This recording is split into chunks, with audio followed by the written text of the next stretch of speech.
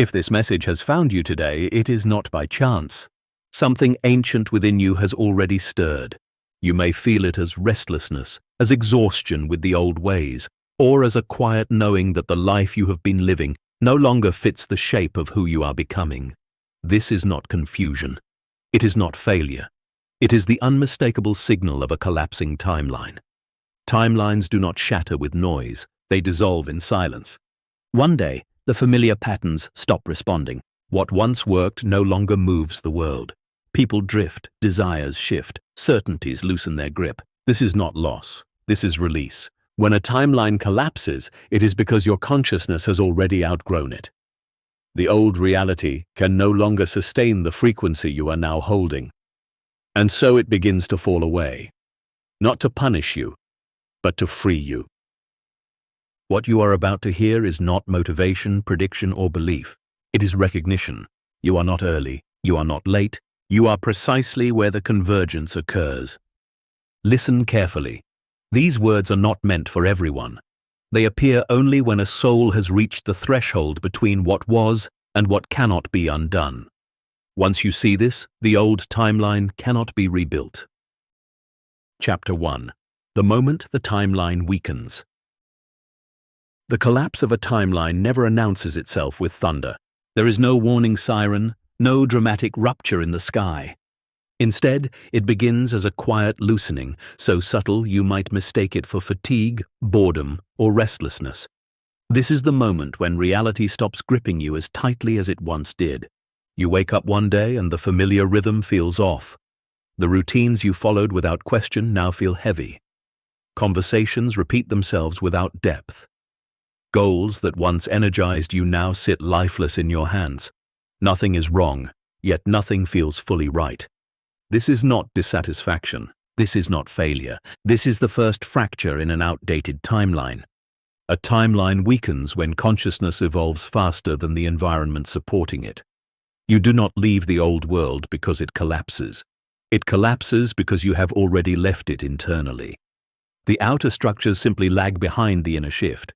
At this stage, the mind often tries to intervene. It looks for explanations. It asks, "Why do I feel disconnected?" Or, "What am I doing wrong?" But the discomfort you feel is not a problem to solve. It is a signal to recognize. Something that once fit no longer does. You may notice small signs at first. The work you do feels strangely mechanical, as if you are performing a role rather than living a life. Social interactions feel slightly out of phase, like you are speaking from different timelines than the people around you. Even your own thoughts feel less convincing than they once did. This is the weakening. When a timeline is stable, effort produces predictable results. You think a thought, take an action, and reality responds.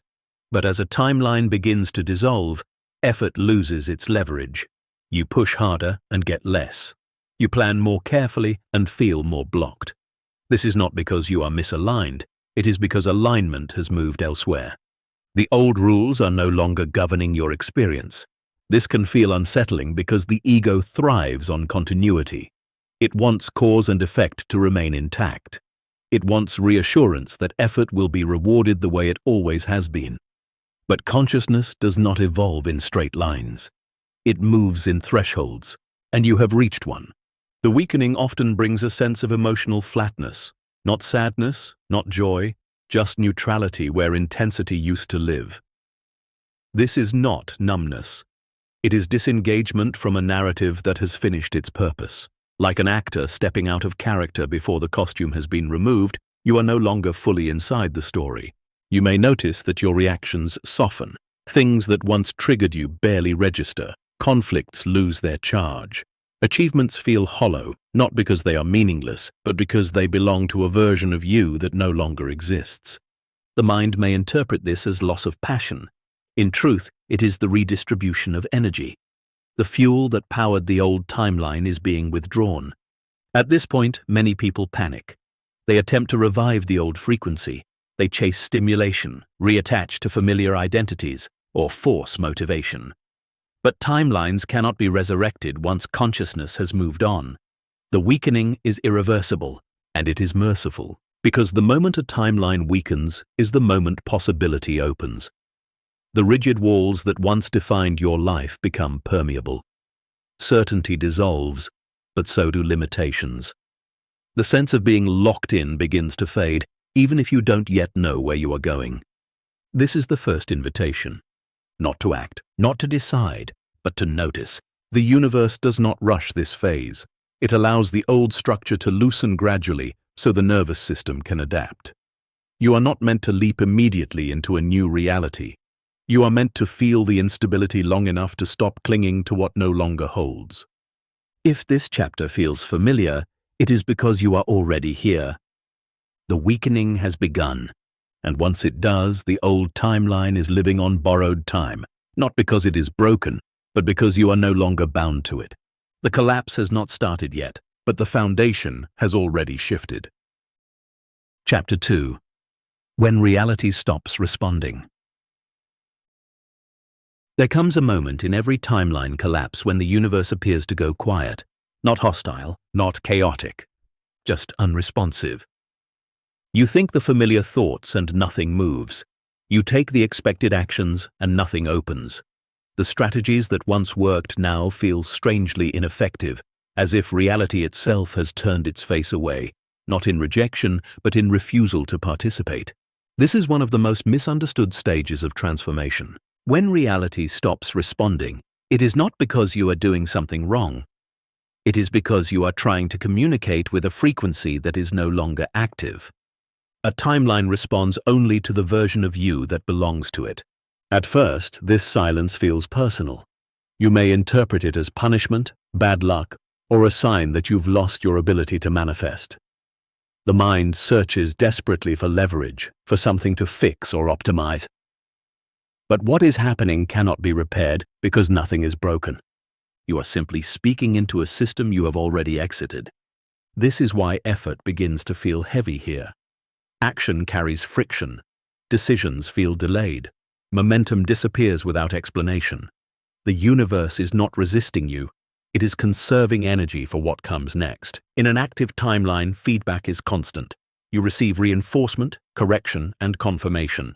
In a collapsing timeline, feedback diminishes. Silence replaces response. This is intentional. It prevents you from continuing to invest in an architecture that can no longer support your expansion. The ego struggles most at this stage because it relies on responsiveness to validate identity. When effort stops producing results, the question arises, who am I if this no longer works? The discomfort is not about failure, it is about disorientation. You are between signals. You may notice that even manifestation techniques feel ineffective now. Visualization lacks charge. Affirmations feel hollow. Intentions don't land. This is not because your power has weakened, but because power is no longer meant to be expressed through the old channels. Think of it like trying to send a message to a phone number that has been disconnected. No amount of clarity, volume, or repetition will make it go through. The system itself has changed.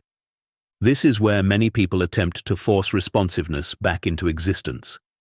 They double down. They push harder. They try to revive momentum through urgency or control. But pressure cannot activate a timeline that is already dissolving. It only creates exhaustion. The silence is not asking for effort. It is asking for listening. When reality stops responding, it is creating a pause large enough for identity to loosen. If feedback continued, you would remain anchored to familiar cause and effect loops. The quiet breaks the addiction to outcomes. This phase often brings a strange mix of boredom and anxiety. Without external reinforcement, the nervous system doesn't know what to track. You may feel unmotivated yet restless, detached yet alert.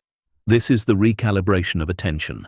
Energy is withdrawing from the external world and turning inward. This is also why distractions lose their appeal.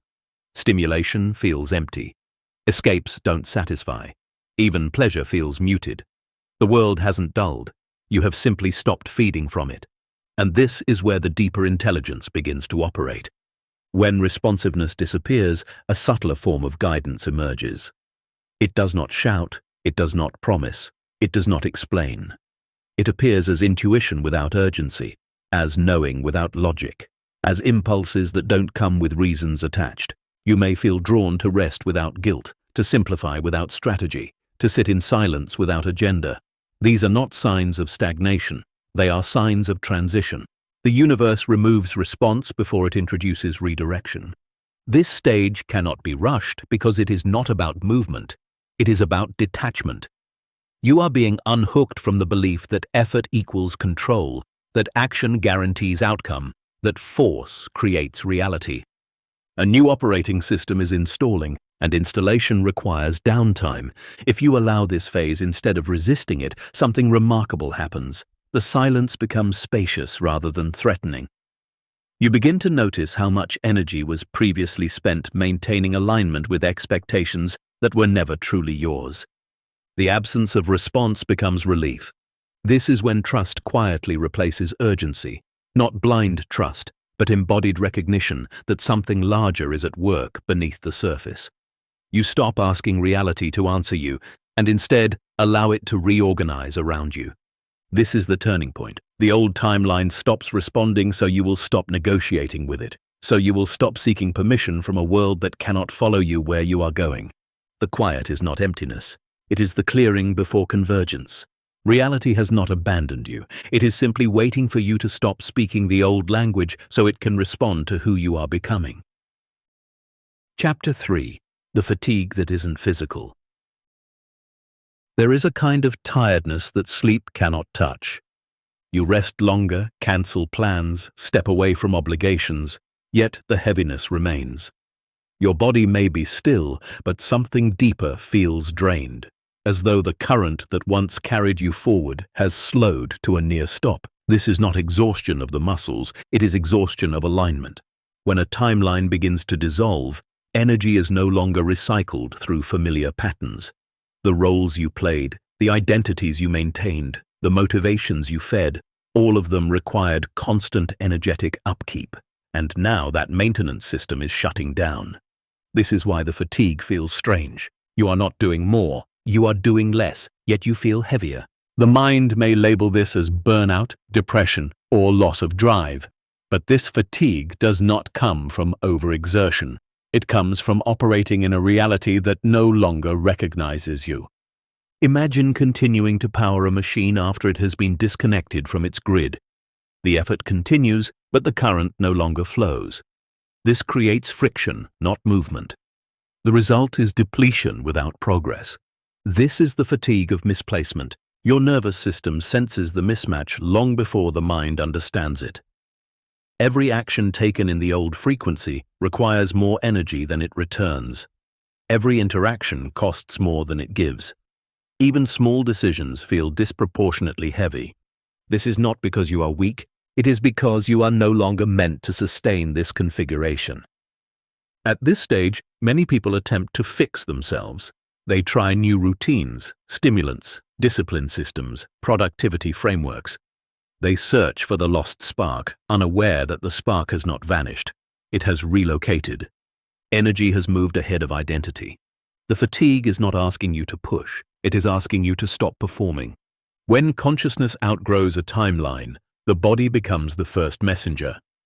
It slows you down so you don't outrun the integration process. It creates heaviness so you don't prematurely reattach to roles that are dissolving. It demands rest not for recovery, but for reconfiguration. This is why sleep during this phase often feels vivid or heavy. Dreams intensify. Emotional residue surfaces without clear cause. You may wake up tired despite long rest, because the work being done is not physical, it is structural. You are being rewired. The old timeline required constant proving, constant effort, constant engagement. The new one does not. But the nervous system must first unlearn the reflex to strain. Fatigue becomes the teacher. It shows you which parts of your life are no longer energetically viable. Activities that once energized you now drain you. Conversations that once felt natural now exhaust you. Even environments feel louder, heavier, less tolerable. This is discernment in disguise. Your system is becoming more selective because it can no longer afford energetic leaks. What once passed unnoticed now registers immediately. What once felt manageable now feels overwhelming. This is not regression, this is refinement. There is also grief embedded in this fatigue. Grief for identities that once gave you purpose, for goals that once made sense, for versions of yourself that worked hard to survive in a world that required effort to belong. That grief does not announce itself as sadness. It appears as weariness, as disinterest, as the quiet ache of something ending without ceremony.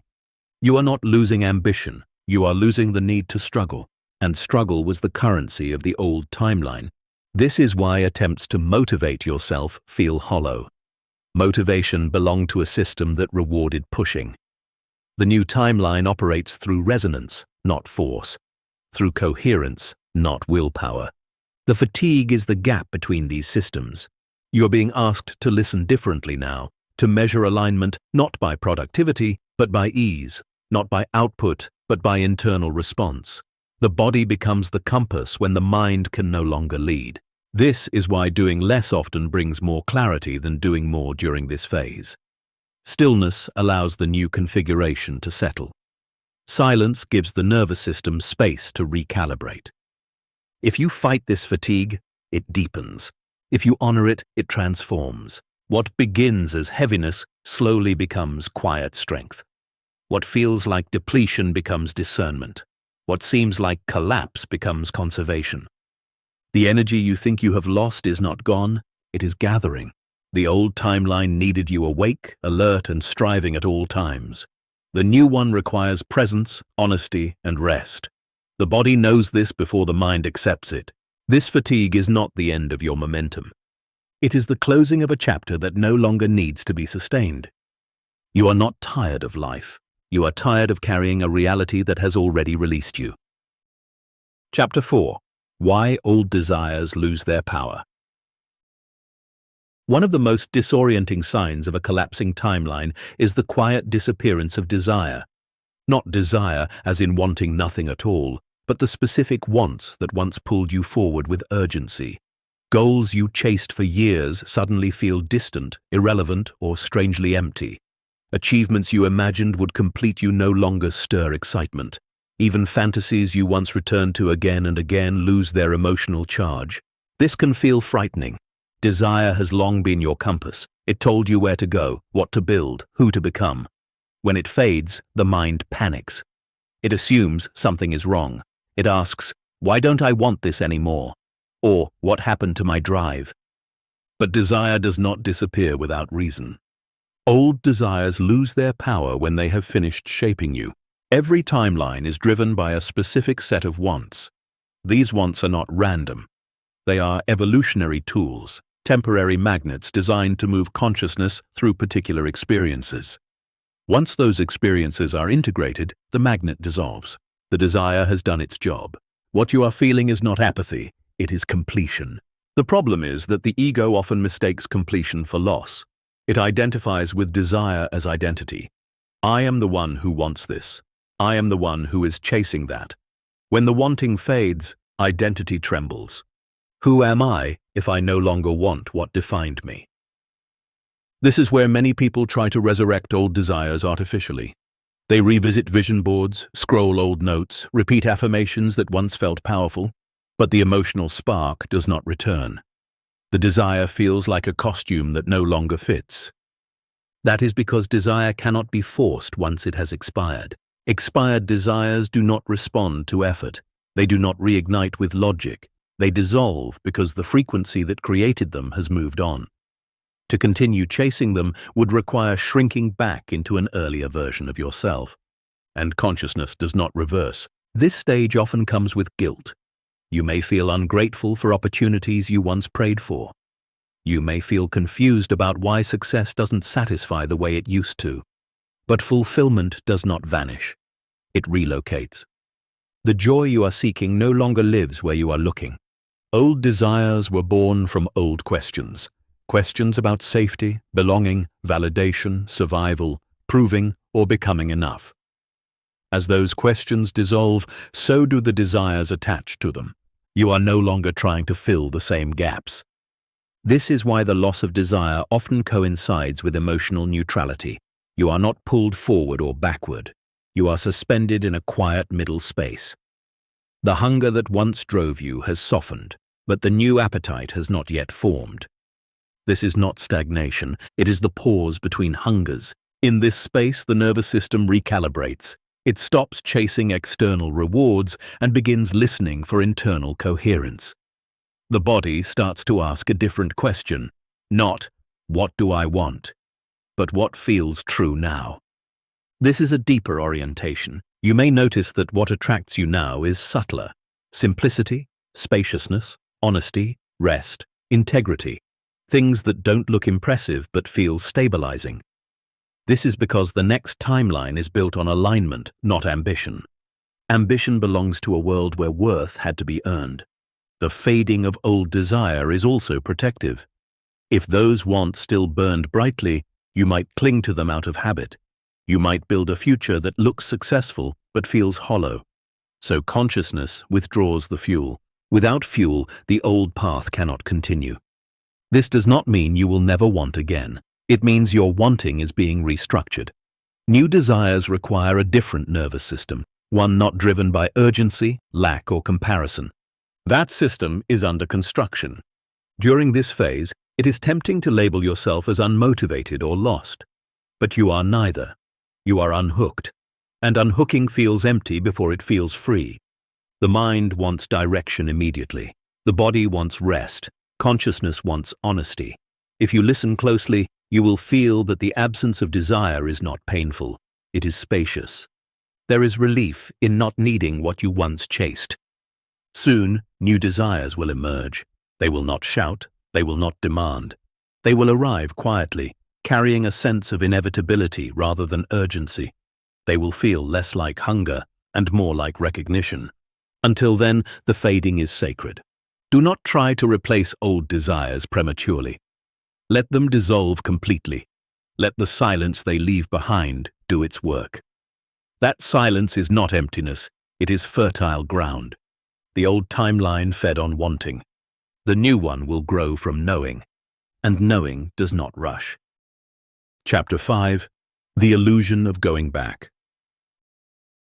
At some point in the collapse, a familiar thought appears. Maybe I should go back to the old routines, back to the old goals, back to the version of yourself that knew how to move forward without questioning everything. This thought is not a mistake. It is a reflex. When a timeline weakens, the nervous system searches for stability. It reaches for what once worked, not because it was aligned, but because it was known. Familiarity feels like safety, even when it no longer fits. But here is the truth that cannot be undone. You cannot return to a timeline once consciousness has moved beyond it. You can imitate it, you can reenact it, you can step into the same environments and repeat the same behaviors, but it will not respond the same way. The illusion of going back is one of the final tests of a collapsing timeline. It asks whether you will choose comfort over coherence, whether you will trade truth for predictability. At first, returning may seem possible. You pick up old habits, you reconnect with familiar people, you revisit previous ambitions. For a moment, it almost works. Almost. But something feels off. The energy is flat. The enthusiasm is forced. The spark that once made it feel real is missing. What once felt alive now feels mechanical, like repeating lines from a script you've already outgrown. This is not because you are doing it wrong. It is because the version of you who animated that reality no longer exists. Timelines are not places you occupy. They are agreements between consciousness and environment. When one side changes, the agreement dissolves. You cannot uphold it alone. This is why returning feels exhausting. It requires constant effort to maintain an identity that no longer forms naturally. You have to convince yourself. You have to push emotion into places that no longer hold it. The body resists this quietly. Fatigue increases. Disinterest grows. Tension builds. The system signals that the direction is unsustainable. Still, the mind may argue. At least it's clear. At least I know what to do. At least it makes sense. But clarity without alignment becomes confinement. Going back may offer structure, but it costs integrity. This is where grief surfaces. Not grief for what was lost, but grief for what can no longer be inhabited. You may mourn the simplicity of earlier certainty, the comfort of defined roles, the ease of belonging to a version of life that did not ask such deep questions. This grief is real, but it is not a reason to turn around. Every attempt to go back reinforces the truth. The door does not open from this side. The timeline has not just weakened, it has closed behind you. This closure is not punishment. It is protection. If returning were possible, you might delay your evolution indefinitely. You might settle for coherence without truth, productivity without presence, achievement without meaning. The impossibility of return forces forward movement, not in action, but in being. The mind fears this because forward has no map yet. Back feels safer because it has memory. But memory is not guidance, it is residue. You are not meant to rebuild the old world with new awareness. The structures cannot hold it. You are meant to step into something that has not existed before in your experience. That requires letting go of the fantasy of reversal. Notice how the desire to go back often appears when discomfort peaks, when uncertainty feels heavy, when nothing seems to be forming yet. The mind interprets the void as failure and reaches for the familiar. But the void is not emptiness, it is incubation. You are not stuck between worlds because you made a wrong choice. You are there because the transition is not complete. The old timeline has ended. The new one is still assembling. This is a narrow passage. Turning around only lengthens it. Once you see this, the illusion of going back begins to dissolve. The thought may still arise, but it loses authority. You recognize it as fear's echo, not intuition's voice. Intuition does not pull you backward. It anchors you forward, even when the path is invisible. You may still revisit aspects of your past. You may integrate lessons, relationships, skills, but you will do so as someone new, not as who you were. The difference is subtle but absolute. You are not returning. You are carrying forward what remains true. Everything else is falling away because it must. The timeline you came from cannot be reopened, not because you are unwelcome, but because you no longer belong there. And belonging to what is next requires releasing the illusion that the past is an option. Chapter 6. Relationships that fade without conflict. One of the quietest signs of a collapsing timeline is not an argument, not a betrayal, not a dramatic ending, but distance without drama. People who once felt central to your life begin to drift. Conversations shorten. Invitations stop arriving. The emotional thread that once connected you loosens, not through rupture, but through silence. This can feel confusing because nothing went wrong. There was no fight, no clear reason, no closure conversation to explain the shift. And yet, something has undeniably changed. This is how timelines release relationships when their purpose is complete. Not every ending is meant to be loud. Some connections are designed to dissolve gently so the nervous system can adapt without shock. These relationships fade not because of rejection, but because resonance has moved.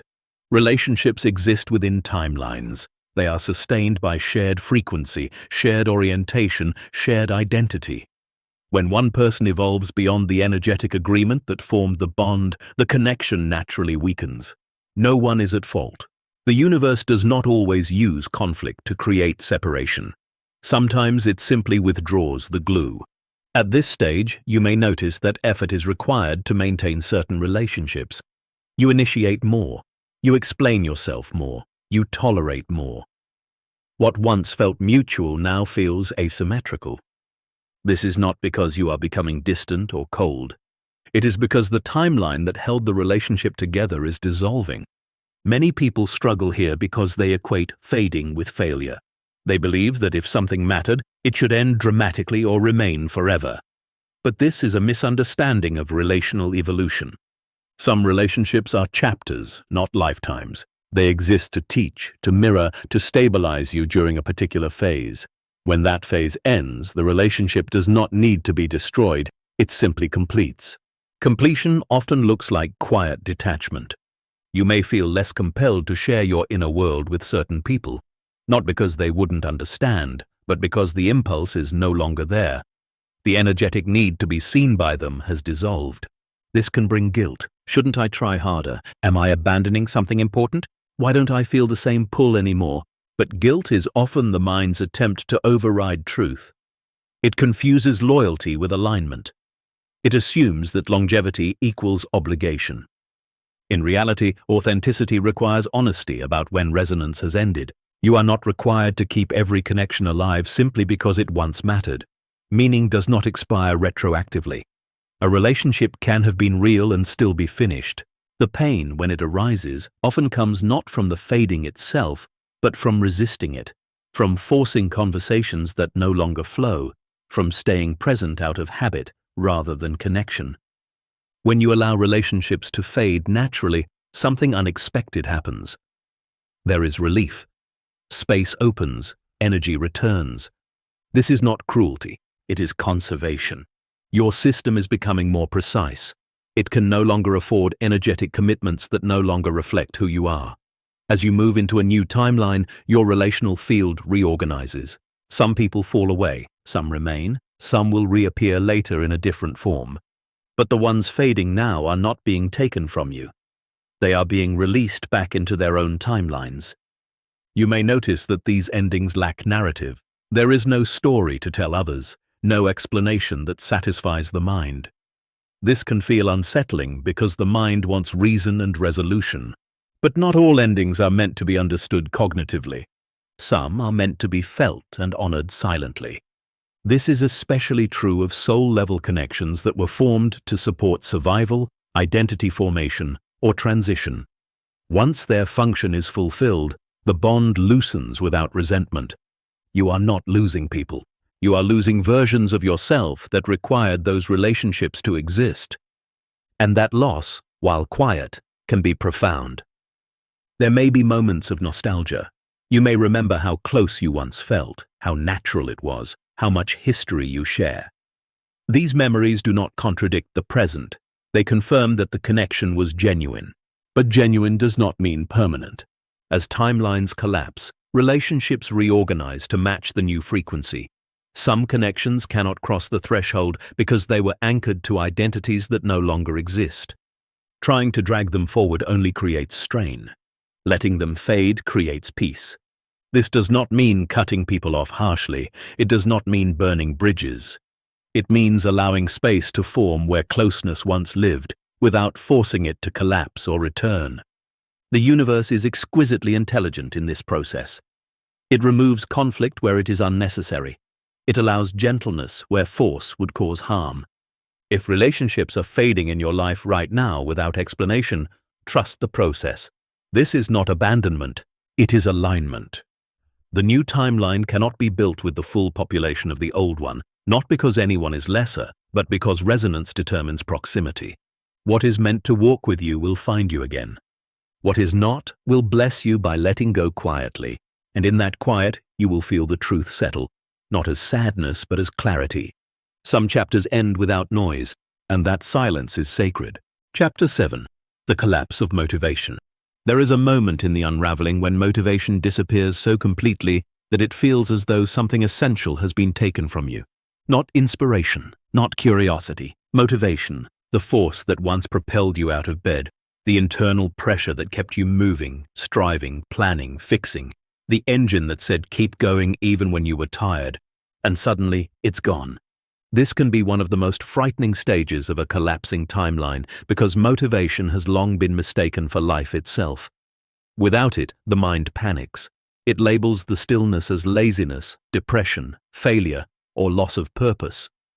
It searches for strategies to revive the drive, new goals, new routines, new consequences. But motivation does not collapse without reason. Motivation is not a universal force. It is a specific fuel designed for a specific reality. It thrives in timelines where effort equals advancement, where pushing produces progress, where identity is built through striving. When that system dissolves, motivation has nothing left to power. What you are experiencing is not a malfunction, it is a shutdown. The collapse of motivation occurs when willpower is no longer meant to lead. The part of you that knew how to grind forward is being gently removed from command. And without it, the old direction cannot continue. This is deeply uncomfortable because motivation provided certainty. Even when you didn't know where you were going, you knew how to go. Try harder, do more, Stay disciplined. Now that method no longer works. You may notice that even things you should care about fail to activate you. Responsibilities feel distant. Long-term plans feel abstract. The rewards that once justified effort no longer hold emotional weight. This is not because you've become careless. It is because you are no longer incentivized by the old economy of effort. Motivation collapses when identity collapses. The version of you that was motivated needed to achieve something specific: security, validation, escape, recognition, control. That version believed movement was necessary for worth. Action was survival. But the new timeline does not require survival strategies. It requires coherence, and coherence does not respond to pressure. This is why forcing yourself forward during this phase often backfires. The more you push, the more resistance you feel. The more you shame yourself for not doing enough, the heavier your system becomes. Motivation cannot be bullied back into existence. It must be replaced, but not with another form of pressure, with permission. The collapse of motivation is an invitation to stop operating from obligation, to stop confusing motion with meaning, to stop equating productivity with value. This does not mean you will never act again. It means action will arise from a different source, one that does not feel like effort. During this phase, you may feel suspended. You are not actively building, but you are not dismantling either. The nervous system is recalibrating away from urgency. It is learning how to exist without being driven. This is terrifying for the ego because urgency gave it relevance. Without motivation, the ego feels unnecessary. And in many ways, it is. You may notice a strange paradox. While motivation is gone, awareness is heightened. You see more clearly. You notice what drains you immediately. You sense misalignment faster. You become more sensitive to internal truth. This is because energy has been reclaimed from force and redirected toward perception.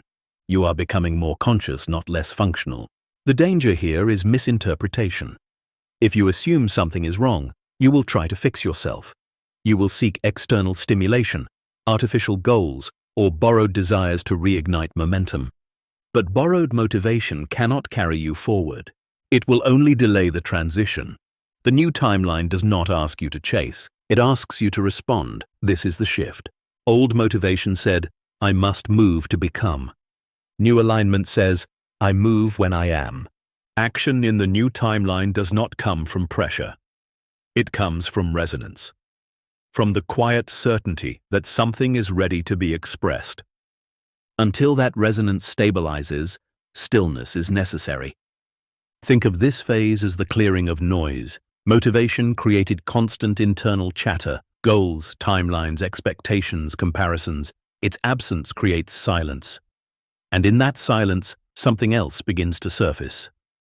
Guidance, not instruction, not commands, signals, small impulses, gentle curiosity, subtle pulls that don't demand immediate action. These are easy to miss if you are still searching for motivation in its old form. The new movement feels different. It does not feel heroic. It does not feel urgent. It does not feel impressive, and it feels obvious. When it arrives, you won't need discipline to follow it. You won't need motivation to justify it. It will feel self-sustaining, like breath. Until then, your job is not to manufacture drive. It is to stop judging its absence, rest without explanation, pause without guilt, exist without proving. This is not a detour. It is the installation of a new operating principle. The old timeline demanded motivation because it ran on resistance. The new one does not. It moves through alignment, where effort and direction arise together. When motivation collapses, it is because the universe no longer wants you propelled by force. It wants you guided by clarity. That clarity cannot emerge in motion. It emerges in stillness. You are not unmotivated. You are between engines. And the one being built does not require you to push. It requires you to listen. Soon, movement will return, not as pressure but as participation. And when it does, you will realize that what disappeared was not your drive, but the need to struggle to move at all. Chapter 8. When Time Feels Distorted. One of the strangest sensations during a collapsing timeline is the feeling that time itself has begun to behave differently. Days stretch longer than they should. Weeks disappear without memory. Moments feel suspended, as though the present refuses to move forward, or suddenly rushes past you without warning. You check the clock and feel surprised. You look back and feel disoriented. You try to plan ahead and feel blank. This is not imagination. It is not distraction. It is not inefficiency. It is temporal dislocation. When a timeline weakens, your relationship with time loosens along with it. This happens because time is not fixed. It is experienced through identity. When identity shifts, time follows. In stable timelines, time feels linear, predictable. Cause leads to effect. Yesterday informs today. Today builds tomorrow. This structure depends on continuity of self. But when continuity dissolves, time loses its grip. You may notice that you are no longer motivated by deadlines the way you once were. The future feels less real. Planning feels artificial. The past feels distant, as if it belonged to someone else. This is not forgetfulness. It is decoupling. Your consciousness is no longer anchored to the same temporal coordinates. The old timeline operated on a rhythm you understood. The new one has not yet revealed its pace, and so you float between. This can feel deeply unsettling. The mind wants to organize experience. It wants milestones, schedules, sequences. When time distorts, the mind loses authority. You may feel unproductive even when you are doing nothing wrong. You may feel behind even when there is nothing to catch up to. This creates anxiety, not because something is late, but because the measuring system no longer applies. You are still using an old clock in a new reality. Time distortion often intensifies during periods of rest or withdrawal. You sleep at odd hours. You lose track of days. You feel detached from normal cycles. This is not dysfunction. It is recalibration. Your nervous system is detaching from urgency-based timekeeping.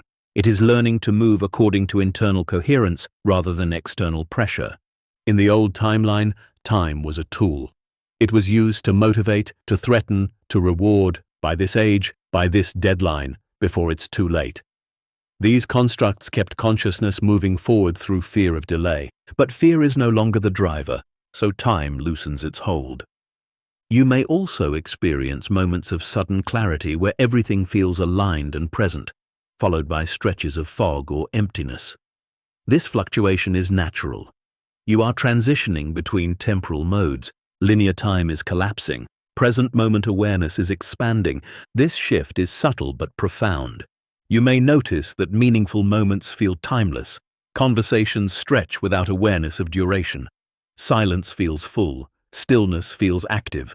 Meanwhile, tasks tied to obligation feel distorted, draining, or unreal.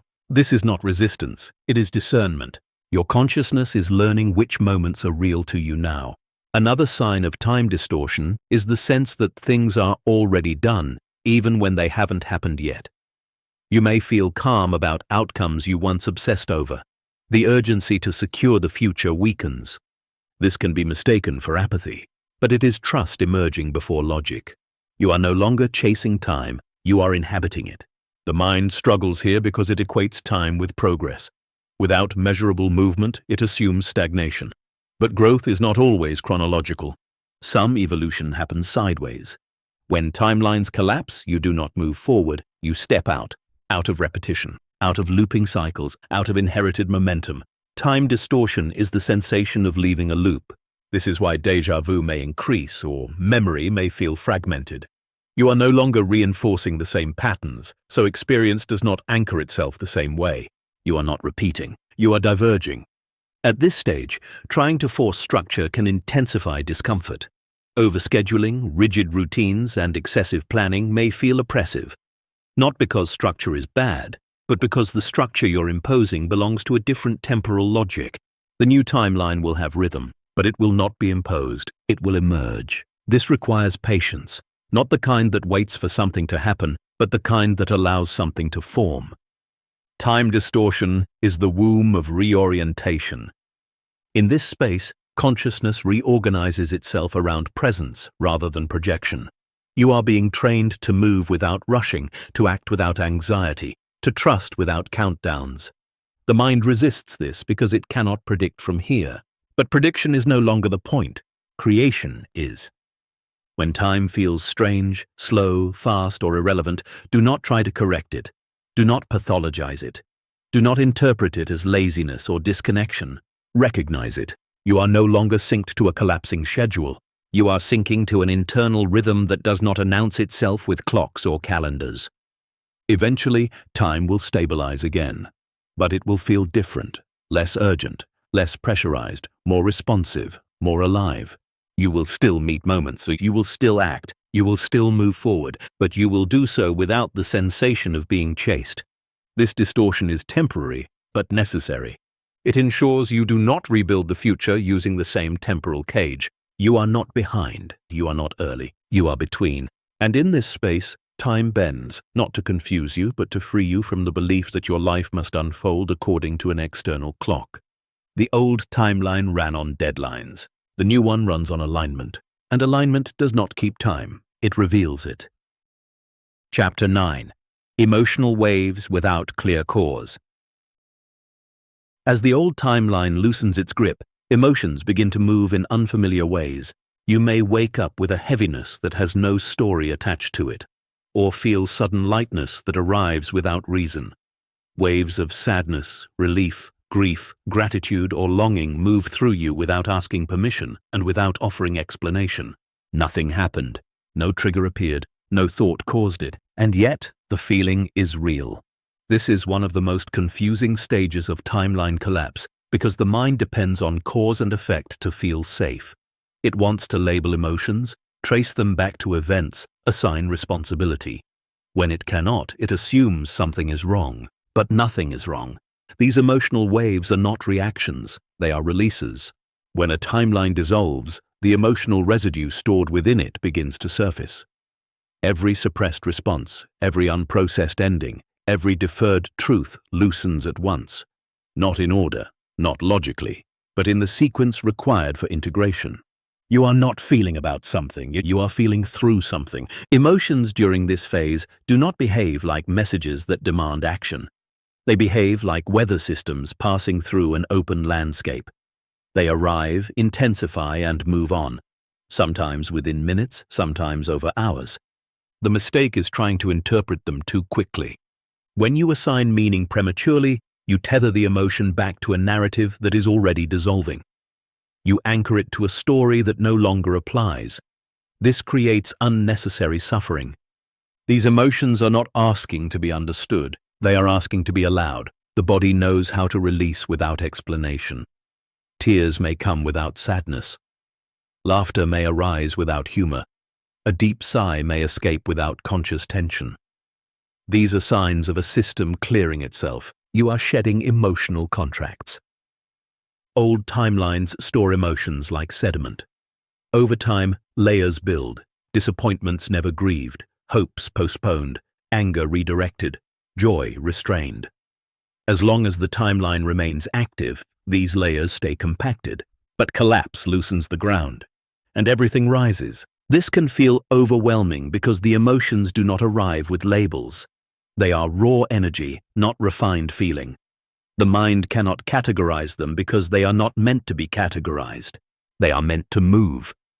You may notice that resisting these waves intensifies them. Suppressing them creates pressure. Distracting yourself delays their release. But when you allow them to pass without interrogation, they soften quickly. This is the paradox. Attention without attachment accelerates release. Another aspect of this phase is emotional incongruence. You may feel peace alongside grief, relief alongside fear, gratitude alongside sadness. This can feel destabilizing because the mind expects emotional consistency. But emotional complexity is a sign of integration. You are not meant to feel one thing at a time anymore. The collapsing timeline is dissolving binary emotional logic. Life is no longer divided into good or bad, positive or negative.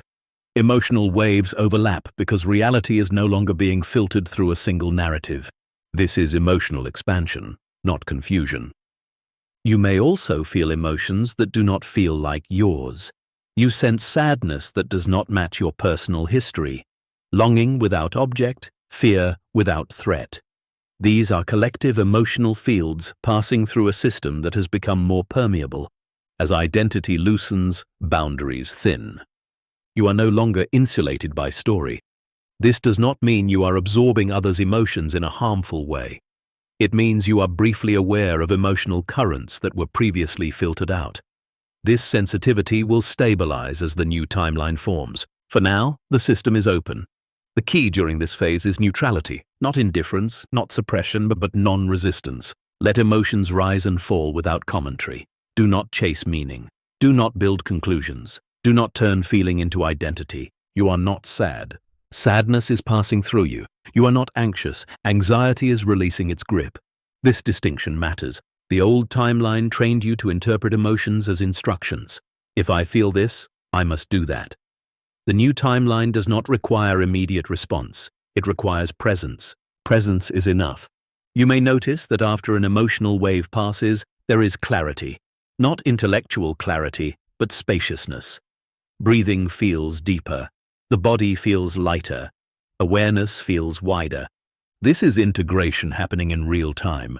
You are emptying the emotional backlog of a life that no longer needs to be carried forward. This is why these waves often come in cycles. Release happens in layers. The system clears what it is ready to clear, then rests, then clears again. There is no schedule. There is intelligence.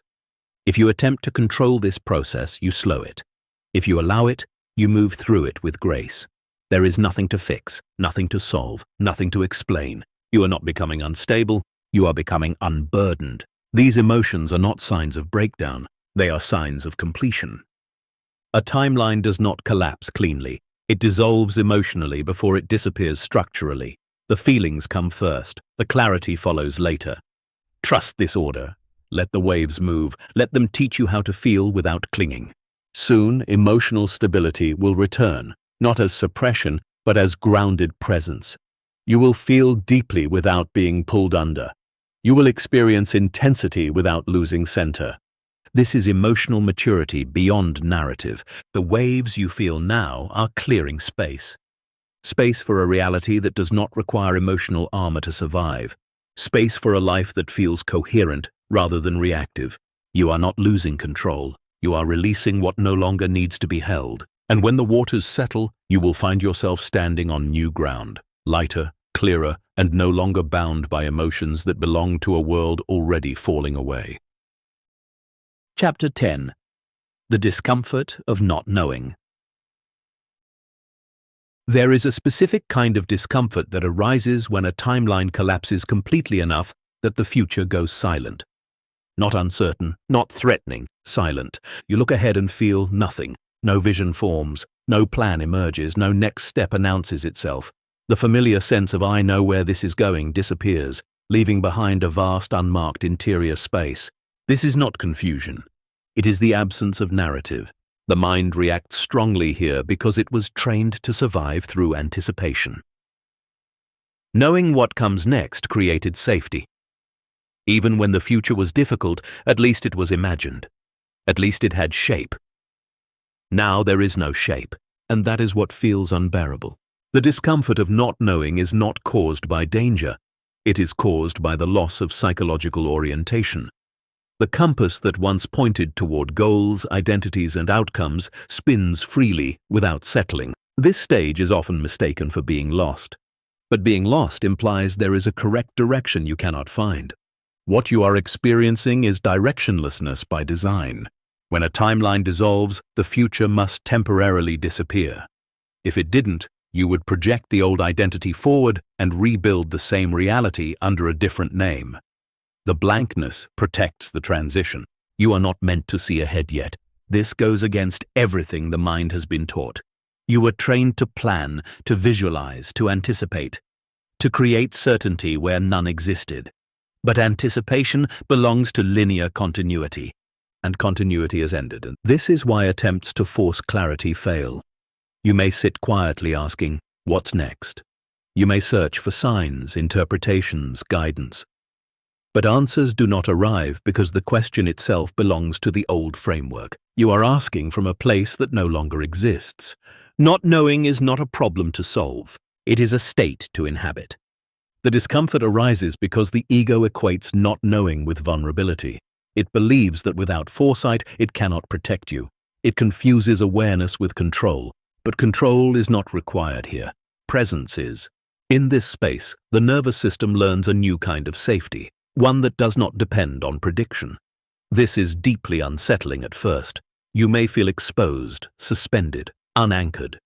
This is why many people retreat here. They fill the void with distraction, information, spiritual theories, or borrowed certainty. Anything to avoid sitting in the open field of not knowing. But filling the space delays what is forming. The unknown is not empty. It is unstructured. And unstructured space is where new realities assemble. The mind wants reassurance immediately. It wants to know what this transition will lead to. It wants guarantees. But guarantees can only be made from the past. The future you are moving into cannot be described yet because you do not have the language for it. Not knowing is the womb of new orientation. This is also why time feels suspended here. Without a future image pulling you forward, there is no momentum. Days feel quiet. Decisions feel optional. The sense of urgency fades. This can feel like stagnation. It is not. It is neutrality. Neutrality is where conditioning loosens. Without a desired outcome, behaviors relax. Without expectation, perception widens. You begin to notice what is actually present rather than what should be happening. This is when truth surfaces quietly. You may become more sensitive to subtle preferences. What feels slightly right? What feels slightly off? Not dramatic intuitions, small signals. These are not directions yet. They are calibrations. The new timeline will not be chosen through certainty. It will be felt into existence. This requires tolerating the unknown longer than the ego prefers. The discomfort you feel is not a sign to act. It is a sign to stay. Stay with the emptiness. Stay with the pause. Stay with the absence of answers. This is how the nervous system learns that nothing bad happens when control is released. Eventually something shifts. Not suddenly and not dramatically, gradually.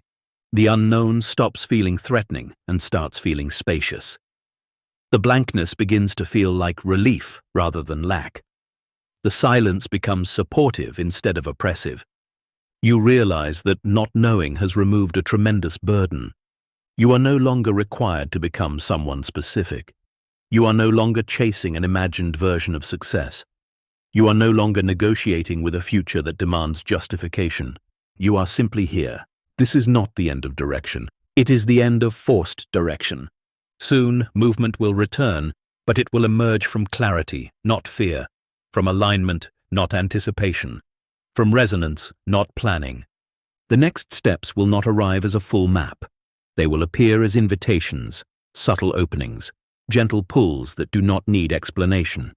You will not figure out the future. You will recognize it. Until then, the discomfort of not knowing is sacred. It keeps you honest. It prevents premature commitment. It dissolves identities that would limit what is possible. Do not rush this stage. Every attempt to escape it postpones the convergence.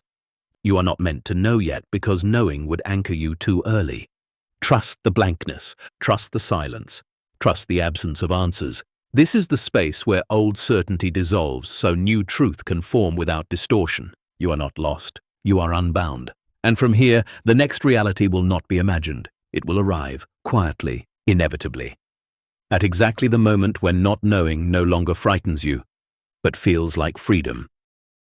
Chapter 11. The Sacred Pause. There is a moment after collapse when nothing appears to move. No progress, no decline, no signal to advance or retreat. Life enters a holding pattern. This is the sacred pause. It arrives after the old timeline has loosened enough to release you, but before the new one has fully assembled. Externally, it can look like stagnation. Internally, it can feel like suspension, as though you are hovering between breaths. This pause is not accidental. It is essential. The sacred pause exists because consciousness cannot rush reintegration. After identity dissolves, after desire fades, after certainty disappears, something must stabilize before creation can resume. That something is presence. In this space, you are no longer defined by what you were, but not yet informed by what you will become. The mind resists this because it wants movement. It equates stillness with danger, delay, or failure. But this stillness is different. It is not empty. It is incubating. In the sacred pause, life removes pressure. You may notice that external demands soften or lose their grip. Circumstances do not force decision. Time stretches gently. You are given room, not to plan, but to settle. This is where many people sabotage themselves. They misinterpret the pause as a problem. They assume something has stalled. They look for ways to restart momentum, unaware that momentum belongs to the old timeline. The new one does not operate on acceleration. It operates on coherence. Coherence requires integration. During the sacred pause, your system is reorganizing at levels beneath thought. Old emotional reflexes dissolve. Habitual reactions lose strength. Belief structures quietly rearrange themselves. None of this is visible, and that is the point. If you try to observe the process directly, you disrupt it. If you attempt to control it, you delay it. The pause works only when it is allowed to remain unoccupied. This is deeply uncomfortable for the ego because the ego measures worth through activity. Without action, it feels irrelevant. It will attempt to generate urgency, restlessness, or anxiety to reassert control. Recognize this impulse. It is not intuition. It is withdrawal from stillness. The sacred pause does not ask you to withdraw from life entirely. It asks you to stop forcing meaning, to stop demanding outcomes, to stop measuring yourself against invisible timelines. You are not falling behind. There is nothing to fall behind. The pause exists because something is being finalized. During this phase, subtle recalibrations occur. You may notice shifts in how you perceive people, situations, and choices. What once felt important now feels neutral. What once felt threatening now feels distant. Your internal reactions soften. This is identity stabilizing at a deeper frequency. You are no longer reacting from survival. You are not yet acting from alignment. You are resting between them. This resting is not passive. It is active reconfiguration. Think of it as a system reboot. Programs shut down, memory clears, updates install quietly. If you interrupt the process, the system malfunctions. If you trust it, it completes efficiently. The sacred pause also strips away unnecessary noise. You may find yourself less interested in explanations, narratives, or external validation. Silence becomes tolerable. Solitude feels nourishing rather than lonely. This is not withdrawal from the world. It is return to center. The pause is also where your energy field stabilizes. After the turbulence of collapse, after emotional release, after disorientation, the system needs equilibrium. Without this phase, the new timeline would form on unstable ground. You cannot build clarity on fragmentation. This is why nothing is being asked of you right now. No big decisions, no commitments, no declarations, just presence.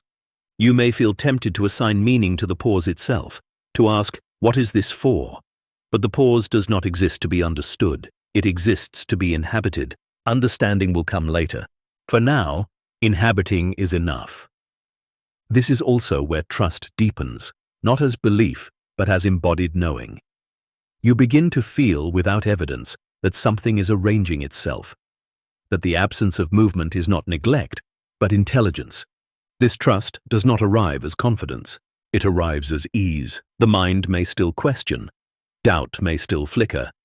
But beneath it, something steadier emerges. A quiet sense that you are exactly where you need to be, even without proof. This is the nervous system learning a new baseline. One that does not rely on anticipation. The sacred pause cannot be rushed because it is not moving towards something. It is dissolving what remains in the way. Only after this dissolution completes does direction return. And when it does, it will feel different. You will not feel pushed. You will not feel pressured. You will not feel compelled. You will feel invited. The next movement will arise naturally from stillness, not urgency. From clarity, not fear. From resonance, not habit. Until then, honor the pause. Do not label it as delay. Do not fill it with noise. Do not demand answers. This is the quiet between chapters where the story rewrites itself without your interference. If you are in this space now, nothing has gone wrong. Everything has gone quiet because it is working. The sacred pause is not the absence of life. It is life gathering itself before speaking again. And when it does, it will not ask you to hurry. It will ask you to listen, because from this stillness, the next timeline does not arrive with force. It arrives with certainty, and certainty does not shout. It settles. Chapter 12. The Death of Labels and Roles. There comes a moment in the collapse when the names you once answered to no longer feel like yours. Not just titles or occupations, but identities woven so tightly into your sense of self that you forgot they were ever chosen. Roles you played without question. Labels you wore so long they felt like skin, and then, quietly, they loosen. You may notice this as indifference, a strange neutrality when someone refers to you by a role that once defined you, a hollow feeling when you introduce yourself the way you always have, a subtle resistance to being described, categorized, or summarized. This is not confusion. This is disidentification. Labels are tools of orientation. They help the mind locate itself within a social and psychological landscape. But they are not the self. They are agreements, temporary structures that allow a particular version of you to function in a particular timeline. When that timeline dissolves, the agreements dissolve with it. The death of labels does not arrive dramatically. It comes as a quiet refusal, a sense that the words no longer reach you, that the role no longer fits, that the costume feels heavy, outdated, or strangely unreal. You may still perform the role, you may still use the label, but inside, something has stepped back. You are no longer inside the name. This can feel unsettling because labels provided stability. They answered the question, "Who am I?" quickly and efficiently. Without them, the question opens into something vast and uncontained. And the mind does not like vastness. The mind wants definition. It wants edges. It wants to know where you end and the world begins. Roles provided those boundaries. They told you how to behave, what to value, how to measure success. Now those instructions are gone. This is why many people experience a temporary loss of confidence here, not because they doubt themselves, but because they no longer know how to present themselves. The old scripts don't load. The familiar introductions feel false. You may feel invisible in this phase, not because you are unseen, but because you are undefined. And undefined cannot be easily recognized by systems built on labels. This is especially true if your previous identity was strongly reinforced by external validation. Praise, recognition, belonging, all of it was tied to a role you no longer inhabit fully. As that role dissolves, the feedback loop breaks. Silence replaces affirmation. This is not rejection. It is reorientation. You are no longer meant to derive coherence from how others name you. The center of gravity is shifting inward. Identity is no longer something you perform outwardly. It is something you feel inwardly. This is a profound transition. Roles belong to timelines. They exist to facilitate interaction within a specific structure. When that structure collapses, the role becomes unnecessary. Continuing to inhabit it would require pretending. And pretending costs energy you no longer have.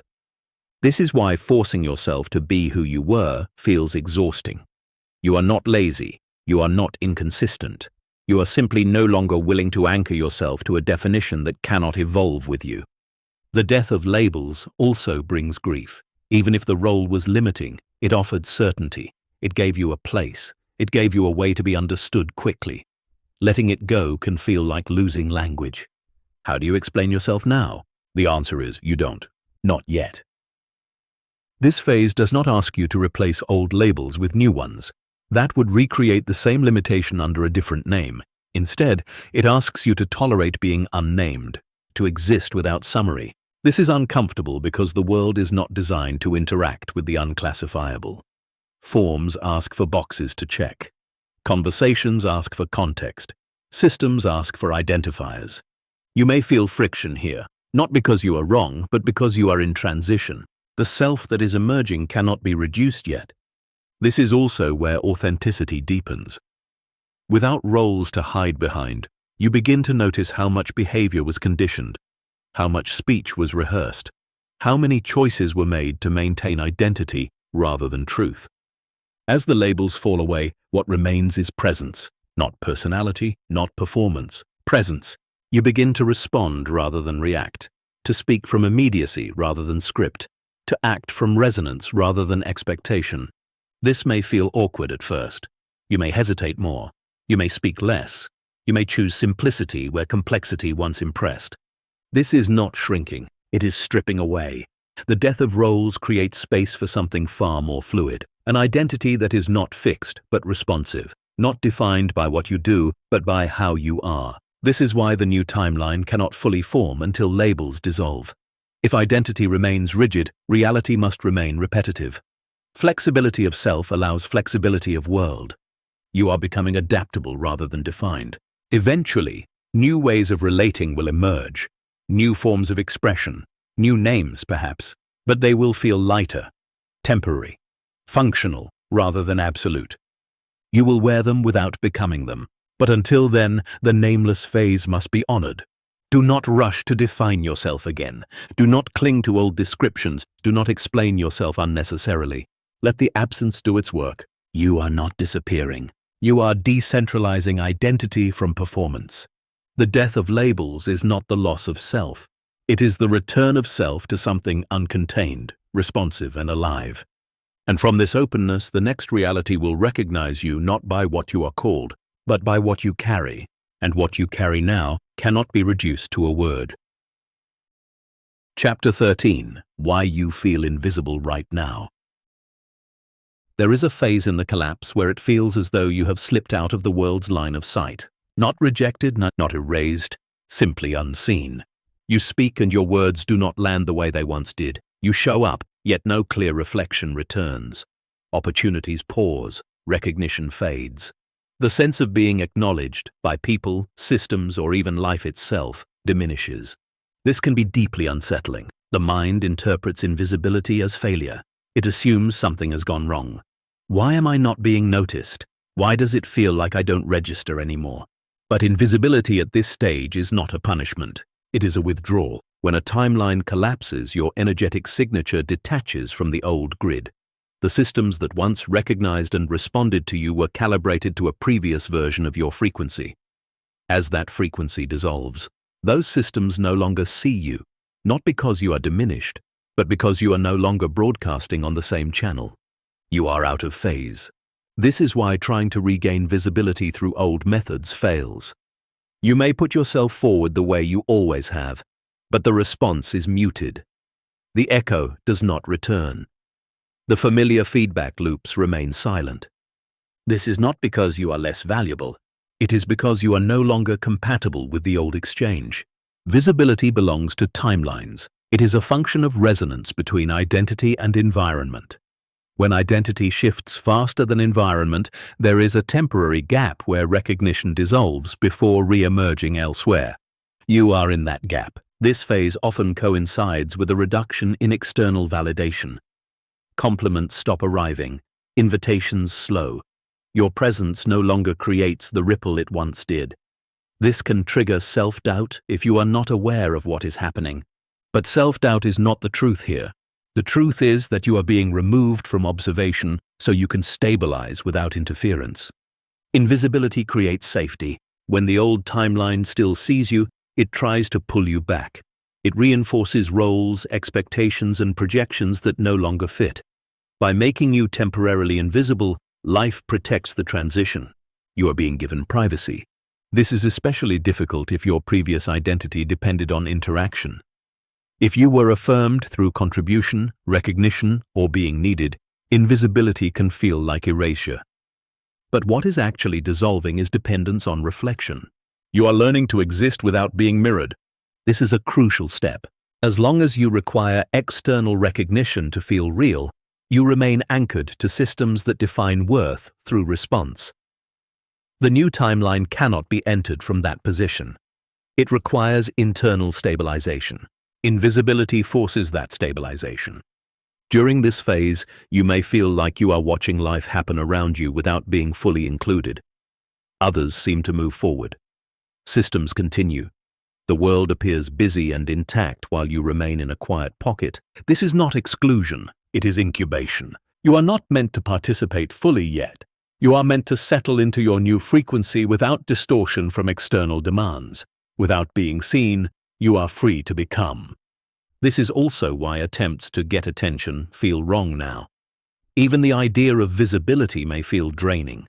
There is a subtle relief in not being watched, not being evaluated, not being required to perform.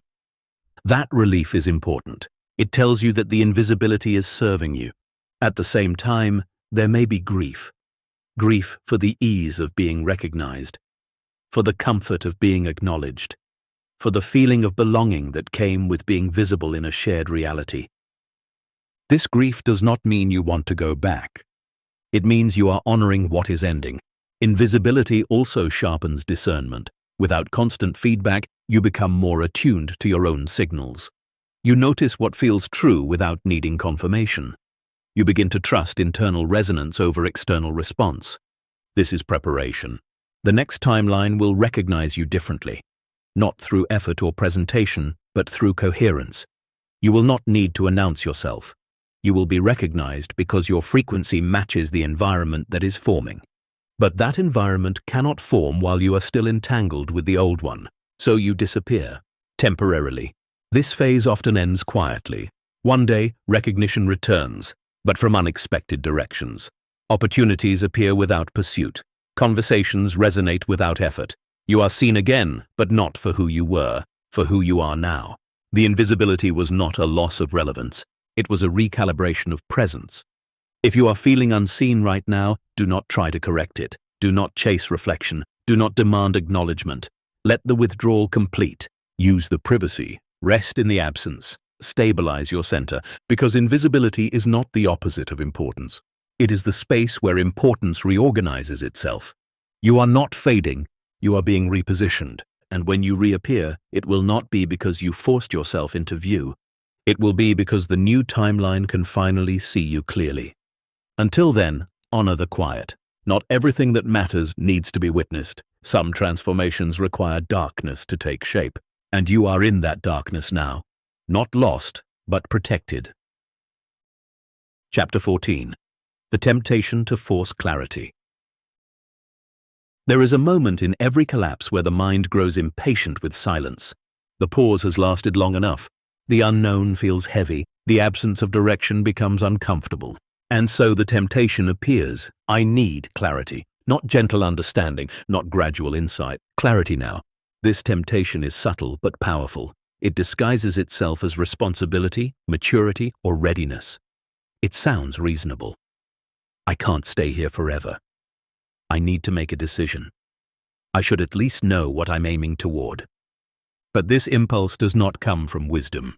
It comes from fear of openness. Forcing clarity is one of the most common ways people delay true alignment.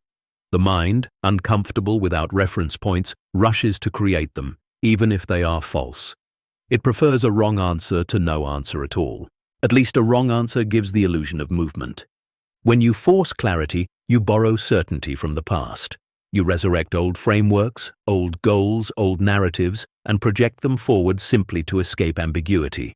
The result may look like progress, but it is actually retreat. You are not choosing the future. You are repeating the past under pressure.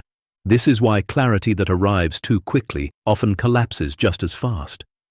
It feels convincing in the moment, then hollow soon after. The excitement fades. Doubt creeps in. The direction loses integrity. Because it was never true clarity. It was relief from not knowing. True clarity does not rush. It does not argue. It does not need to convince you. It arrives quietly, fully formed, and feels obvious rather than urgent. Forced clarity feels sharp and anxious. Authentic clarity feels calm and inevitable. During the collapse, the nervous system is learning to tolerate openness. This is a skill. Most people were never taught how to exist without goals, timelines, or explanations. They were taught to define themselves quickly, choose paths decisively, and justify movement constantly. The sacred pause dismantles this conditioning. The temptation to force clarity is the final defense of the old operating system. It wants to regain control before it dissolves completely. It whispers that stillness is dangerous, that uncertainty is irresponsible, that waiting is weakness. But waiting is not what is happening here. Gestation is.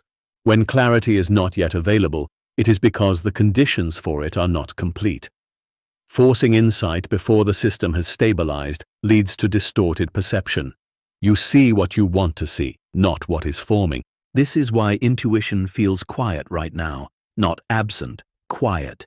It is not ready to speak because the question itself is premature.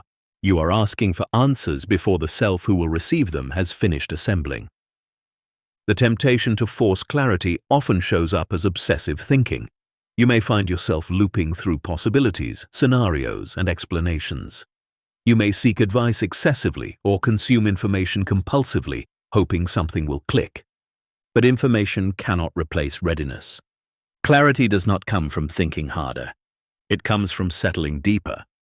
This is uncomfortable because the mind equates effort with safety. It believes that if it stays busy, it can prevent mistakes. But here, busyness is interference. The more you try to grasp clarity, the more it retreats. Because clarity is not something you take, it is something that arrives when you stop reaching. Another sign of forced clarity is urgency, the sense that time is running out, that you must decide now or miss something. This urgency does not belong to the new timeline.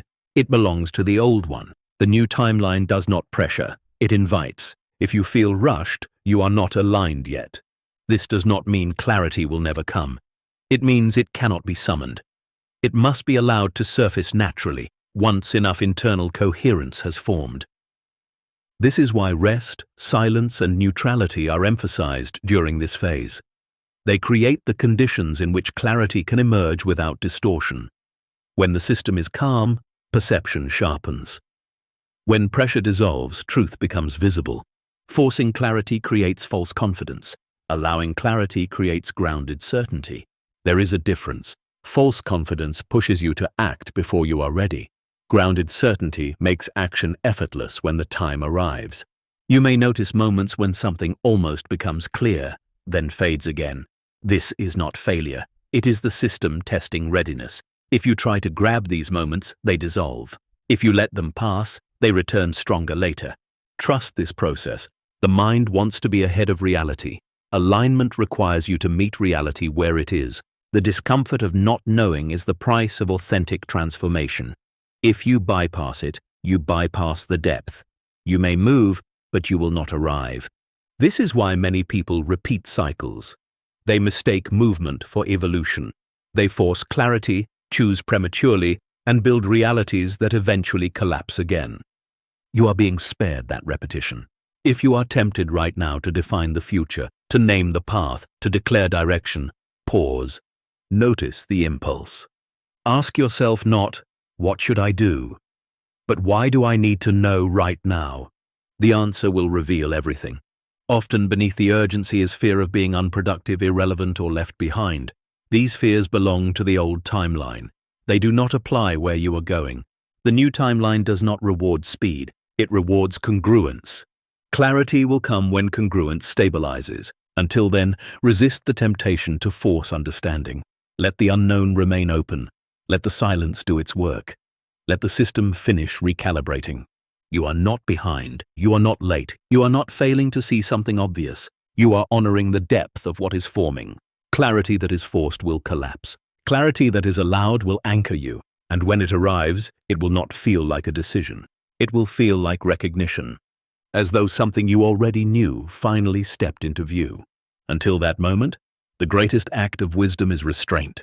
Do not rush the future. It is already moving toward you at the exact speed required for you to meet it whole. Chapter 15. Trusting what has no shape yet. There is a moment in the collapse where nothing feels solid enough to stand on. The past no longer holds you. The future has not revealed itself. The present feels wide, undefined, and strangely exposed. This is the stage where trust is tested, not trust in outcomes, but trust in process. Trusting what has no shape yet is one of the most difficult thresholds in transformation. The mind is trained to trust only what it can see, name, or predict. It believes that form equals safety. Without form, it assumes danger. But what is forming now cannot be named yet. It exists beneath language. You may feel this as a quiet intuition without content, a sense that something is happening without any evidence to support it. No signs, no confirmations, No clear movement, just a subtle inner knowing that does not explain itself. This is where most people abandon trust. They decide that if they cannot see progress, there must be none. If they cannot describe the future, it must not exist. If they cannot define what is coming, then nothing is coming at all. But this assumption is false. What is forming now is pre-verbal, pre-conceptual. It has not entered the realm of structure yet, but that does not mean it is absent. Think of how breath gathers before it moves, how a seed swells underground before breaking soil, how a thought forms before it becomes a sentence. Creation always begins without shape. You are standing in that beginning. Trust here does not feel like confidence. It feels like restraint, like choosing not to interfere, like allowing uncertainty to exist without resolving it prematurely. This is not passive waiting. It is active non-interference. The mind struggles because it wants reassurance. It wants signs that something is working. It wants feedback loops, metrics, proof. But proof belongs to form, and form has not arrived yet. If you demand proof now, you will force shape too early. And what forms under pressure is rarely aligned. Trusting what has no shape yet requires a new relationship with fear. Fear does not disappear here. It changes tone. It becomes subtle. It whispers questions rather than shouting warnings. What if nothing comes? What if I'm wrong? What if I waste this time? These questions are not signs of intuition. They are echoes of an old survival framework that believed certainty was required for safety. But certainty is not safety. Alignment is. And alignment cannot be rushed into existence. During this phase, you may feel suspended between belief and doubt. You do not fully trust what is happening, but you also cannot deny it. Something in you knows that interference would be a mistake. This knowing does not argue. It waits. The challenge is that waiting without shape feels like standing in midair.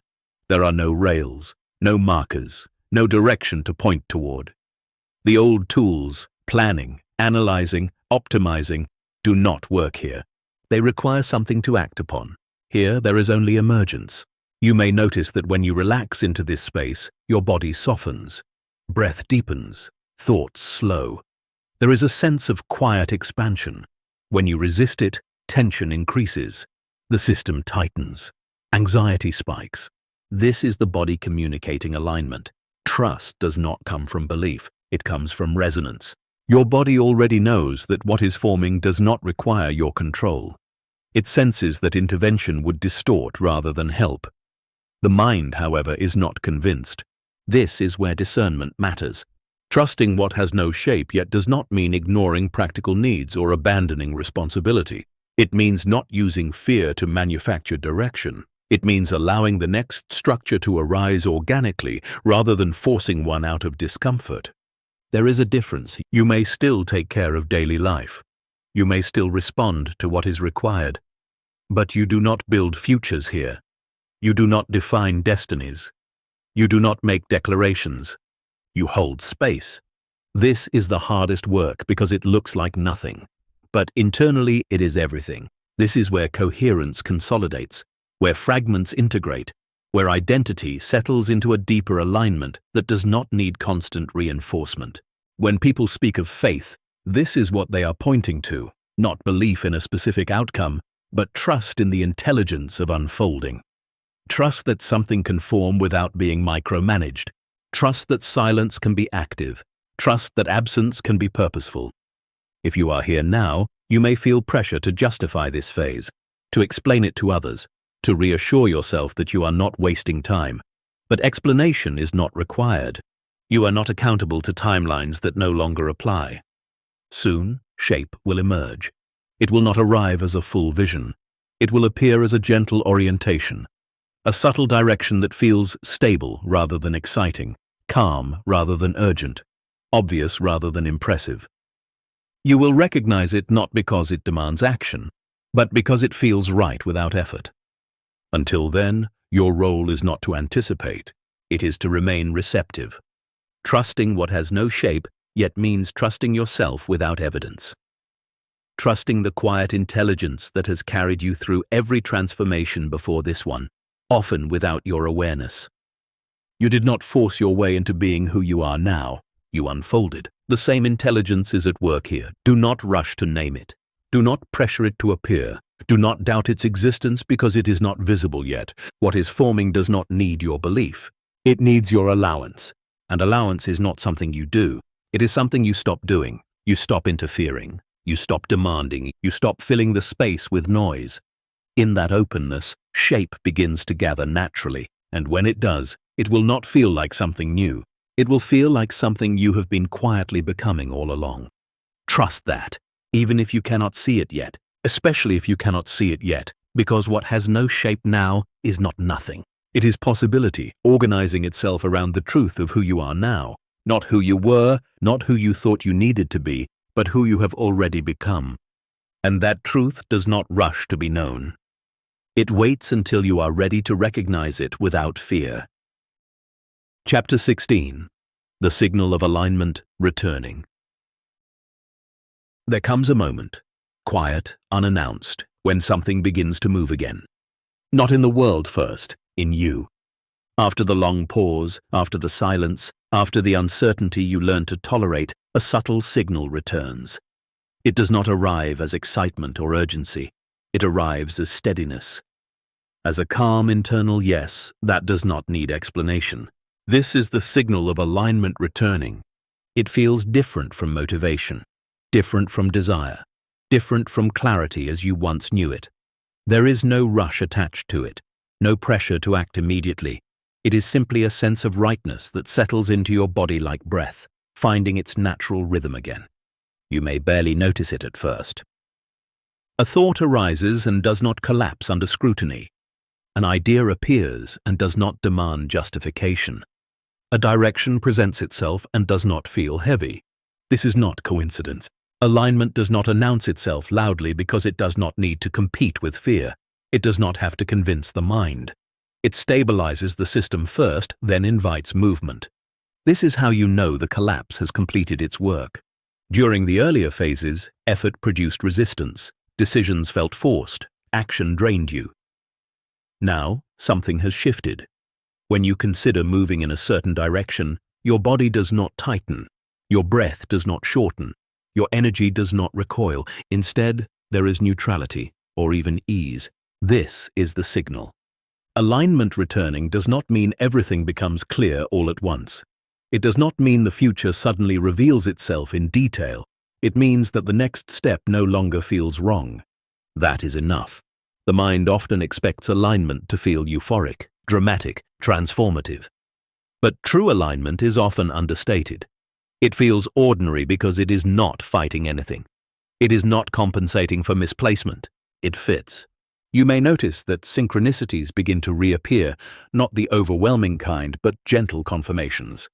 Conversations align without effort. Information arrives at the right moment.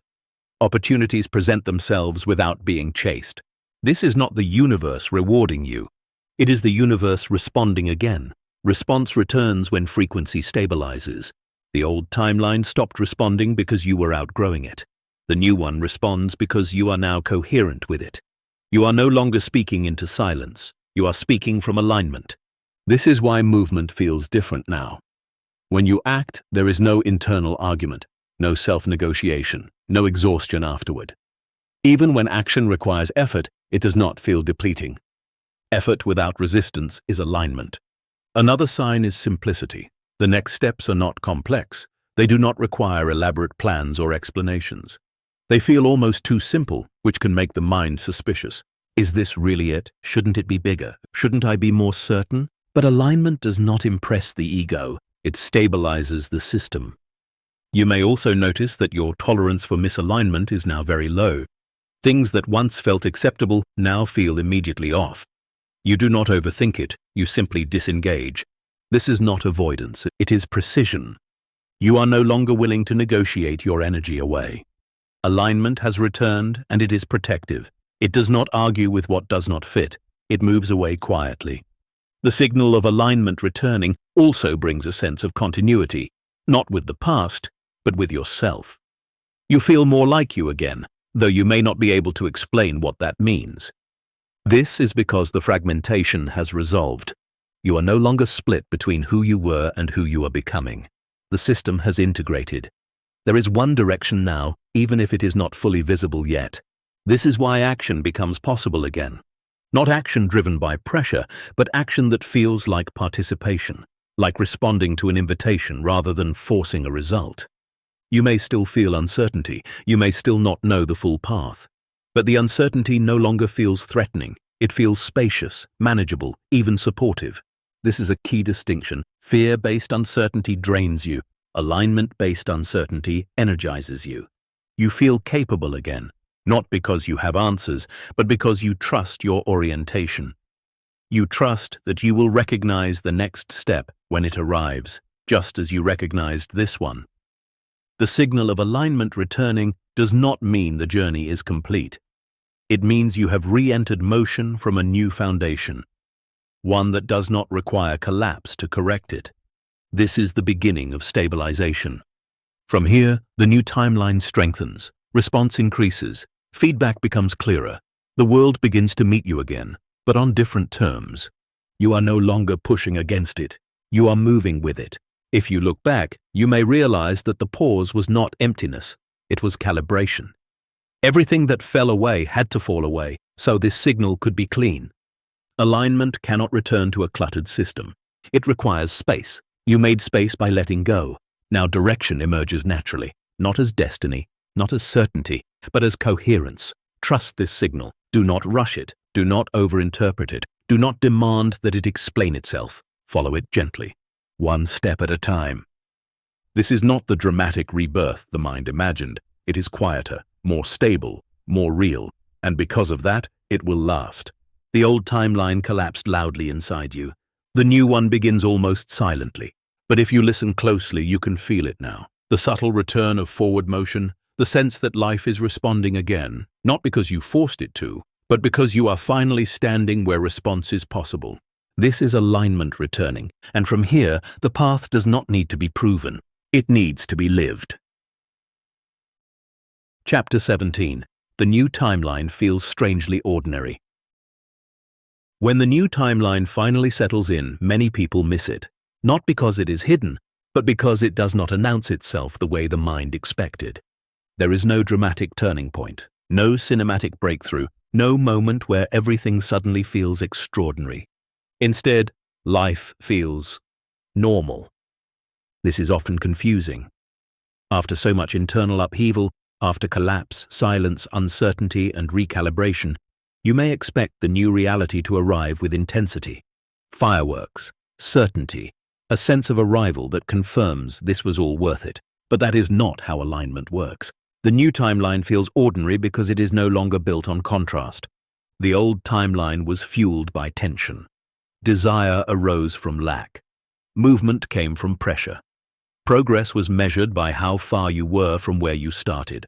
Everything felt intense because everything was resisting something else. The new timeline does not resist, so it does not feel dramatic. It feels settled. You may wake up one day and realize that nothing is wrong. Not spectacularly right, just fine, functional, quietly supportive. The anxiety that once hovered in the background is gone. The urgency to fix or chase has faded. Life feels manageable, and the mind wonders, is this it? Yes, this is it. The ordinariness is the proof. When reality no longer needs to keep your attention through struggle, it no longer feels loud. When you are no longer learning through friction, life does not need to shout lessons at you. Peace feels uneventful to a system accustomed to chaos. This is why many people second-guess the new timeline at first. They look for signs that something is missing. They scan their emotional landscape for intensity and find none. They mistake calm for stagnation. But calm is not absence. It is stability. The new timeline does not pull you forward with desire. It supports you from underneath. It does not demand constant evaluation. It simply holds. You may notice that your reactions have softened. Things that once would have thrown you off no longer do. Problems still arise, but they feel smaller, more solvable, less personal. There is space between stimulus and response. This is not detachment. It is grounding. Another sign of the new timeline is effortlessness in small things. Daily tasks feel lighter, decisions feel clearer. You do not overthink as much. You do not need to psych yourself up to engage with life. You are already here. This is why the new timeline can feel anticlimactic. The mind expects arrival to feel like reward, but alignment does not reward. It removes resistance. What remains is simplicity. The extraordinary thing about the new timeline is not what happens. It is how little strain is required. You may also notice that external validation matters less. Praise does not inflate you. Criticism does not destabilize you. You are not indifferent. You are anchored. This anchoring comes from coherence between your inner state and your outer life. There is no longer a constant negotiation between who you are and how you live. They match, and matching feels quiet. The new timeline also lacks the sense of proving. You do not feel the need to demonstrate growth, justify choices, or explain your journey. You are not trying to be understood. You are simply being. This can feel disorienting if your previous identity was built around striving or becoming. Without the narrative of transformation, the mind asks, "What's the story now?" There may be no story. There may only be presence. This does not mean your life will be small. It means it will be stable. Expansion still happens, but it happens naturally. Opportunities arise without force. Growth occurs without crisis. The dramatic collapses stop because they are no longer necessary. You may also notice that the new timeline feels less exciting, but more nourishing. Excitement spikes and crashes. Nourishment sustains. You are no longer chasing highs or avoiding lows. You are inhabiting a middle ground that feels real. This is maturity of consciousness. It is not glamorous, it is reliable. Some people mistake this phase for boredom, but boredom is usually a response to understimulation. What you are experiencing is contentment without drama. That can feel unfamiliar if your nervous system was trained to equate aliveness with intensity. Give it time. Your system will recalibrate. Soon, you will recognize the depth in the simplicity, the freedom in the lack of urgency, the power in not needing to be somewhere else. You will realize that this ordinariness is what allows you to build without burning yourself down, to love without losing yourself, to create without depletion. This is not the end of growth. It is the end of unnecessary struggle. The new timeline feels ordinary because it is aligned with reality rather than fantasy. It does not need to impress you. It needs to support you. And it does, quietly, consistently. If you find yourself wondering whether you miss something because life feels calm, ask yourself this instead. Do I feel more at ease in my own presence? Do I feel less divided inside? Do I feel more capable of meeting life as it is? If the answer is yes, then you are exactly where you need to be. The collapse was dramatic because it had to dismantle structures that no longer fit. The new timeline is gentle because it does not need to fight you. It fits, and fitting does not feel like fireworks. It feels like home. You did not go through everything you went through to arrive at spectacle. You arrived at coherence. And coherence feels ordinary because it is natural. This is the quiet success no one talks about, the one that does not announce itself, the one that lasts. Welcome to the new timeline. It may not look extraordinary from the outside, but from the inside, it finally feels like you are no longer living against yourself, and that is more than enough. Chapter 18. Synchronicities that confirm the shift.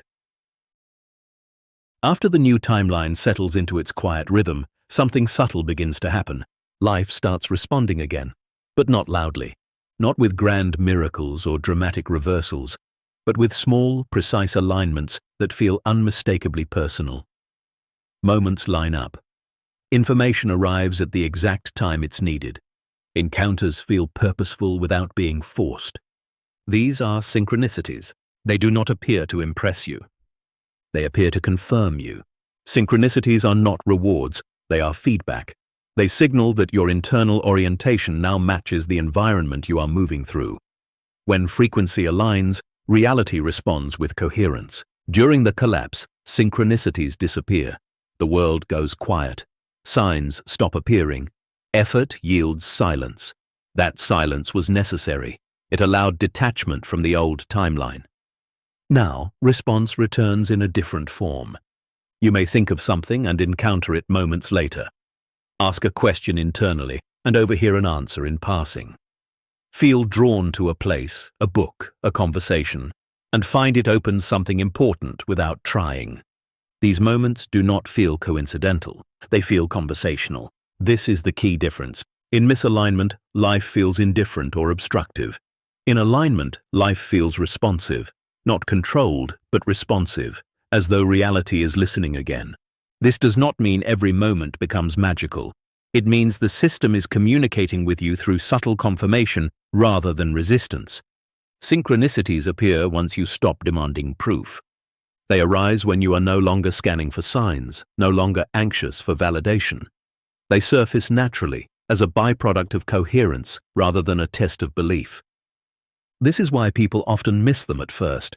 They are understated, a chance message, a delayed event that turns out perfectly timed, a conversation that answers a question you hadn't spoken aloud. Each one whispers the same thing. You are here. Not you are special, not you are chosen. Simply, you are aligned. Synchronicities confirm the shift because they were absent during the collapse. Their return marks the restoration of dialogue between you and your environment.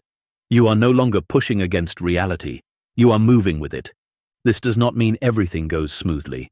Challenges still arise, but they feel navigable. Even obstacles seem to redirect rather than block. You find yourself meeting difficulty with clarity instead of confusion. This is because synchronicities do not eliminate challenge. They eliminate disorientation. Another sign of alignment-based synchronicity is efficiency. Things that once required effort now unfold with minimal friction. You no longer have to force timing. Delays work in your favor. Missed connections reveal better ones. This is not luck. It is coherence. When your internal state matches your external movement, timing aligns automatically. You are no longer early or late. You arrive when the system is ready to meet you. Synchronicities also feel emotionally neutral. They do not overwhelm you with excitement. They do not demand interpretation. They register as a quiet, of course, rather than, oh my God. This neutrality matters. It shows that you are no longer dependent on signs to feel safe. You recognize them without clinging to them. You receive confirmation without needing reassurance. This is maturity of alignment. In earlier stages, signs were sought desperately. You looked for numbers, symbols, messages, anything to tell you that you were on the right path. Now, confirmation arrives without effort because your nervous system no longer requires persuasion. You trust the flow enough to notice it without gripping it. Another shift is that synchronicities now support action rather than replace it. They do not tell you what to do. They affirm what you are already doing or gently redirect you without drama. You may notice that when something is not aligned, synchronicities disappear again, not as punishment, but as feedback. The system stops responding when you step out of coherence. This teaches discernment. You no longer ask, what does this mean? You ask, how does this feel? Alignment becomes embodied rather than interpreted. Synchronicities confirm the shift because they are unnecessary when you are forcing life. They appear only when effort relaxes enough for responsiveness to return. They are signs not of destiny, but of dialogue. You are no longer alone in your movement. Reality is participating again. This is why synchronicities feel gentle now. They are not trying to wake you up. You are already awake. They are simply letting you know that the path is open. Do not chase them. Do not catalog them. Do not turn them into rules. They will disappear if you try to use them as control mechanisms. Synchronicities function best when they are allowed to remain incidental, when they are noticed, appreciated, and released. Their purpose is not to guide every step, but to confirm orientation. Think of them as nods, not instructions. If you find yourself noticing these small alignments now, it is because the collapse has completed its work. The system is no longer dismantling, it is stabilizing. You are no longer asking life to respond. Life is responding because you are present where response is possible. This is the difference between forcing and flowing. The old timeline required constant effort to move anything. The new one responds to presence. You do not need to manage it.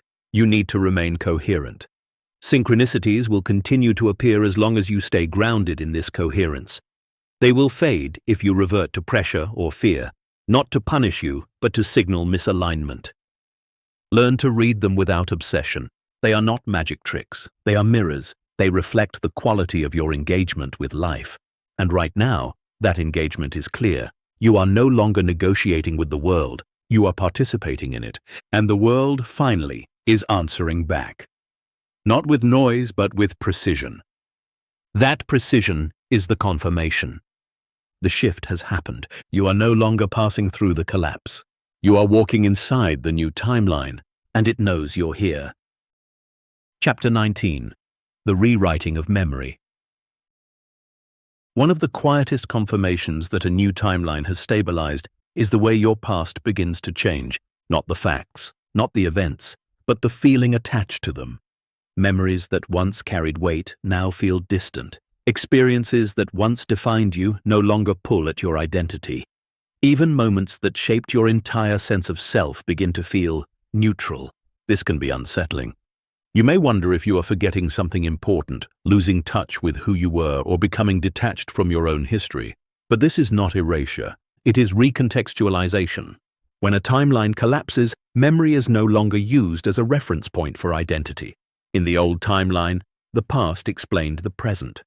It justified behavior, reinforced beliefs, and sustained patterns. Memory functioned as a script. In the new timeline, memory becomes information rather than instruction. You remember, but you are no longer compelled. You may notice that when you think about past struggles, there is no emotional charge, no anger, no regret, no longing to fix or relive. The memory exists, but it does not ask anything from you. This is not suppression, it is integration. The nervous system no longer needs to revisit old experiences to stay oriented. The lessons have been absorbed. The survival responses have been retired. What remains is awareness without attachment. This is why the past may start to feel unreal, like a story you once heard rather than a life you lived. You recognize it happened, but it no longer feels personal in the same way. This shift is essential. As long as memory defines identity, the timeline cannot truly change. You may alter circumstances, but the emotional patterns repeat. The past continues to inform the future. The rewriting of memory breaks that loop. You are no longer moving forward from the past. You are moving forward from presence. This can create moments of disorientation. You may find yourself unable to relate to old motivations. Former fears seem foreign. Old wounds feel abstract.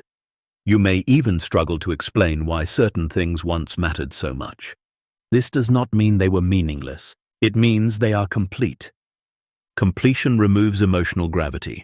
You may also notice that the story you tell about your life changes. Without trying, you describe events differently. Not with distortion, but with perspective.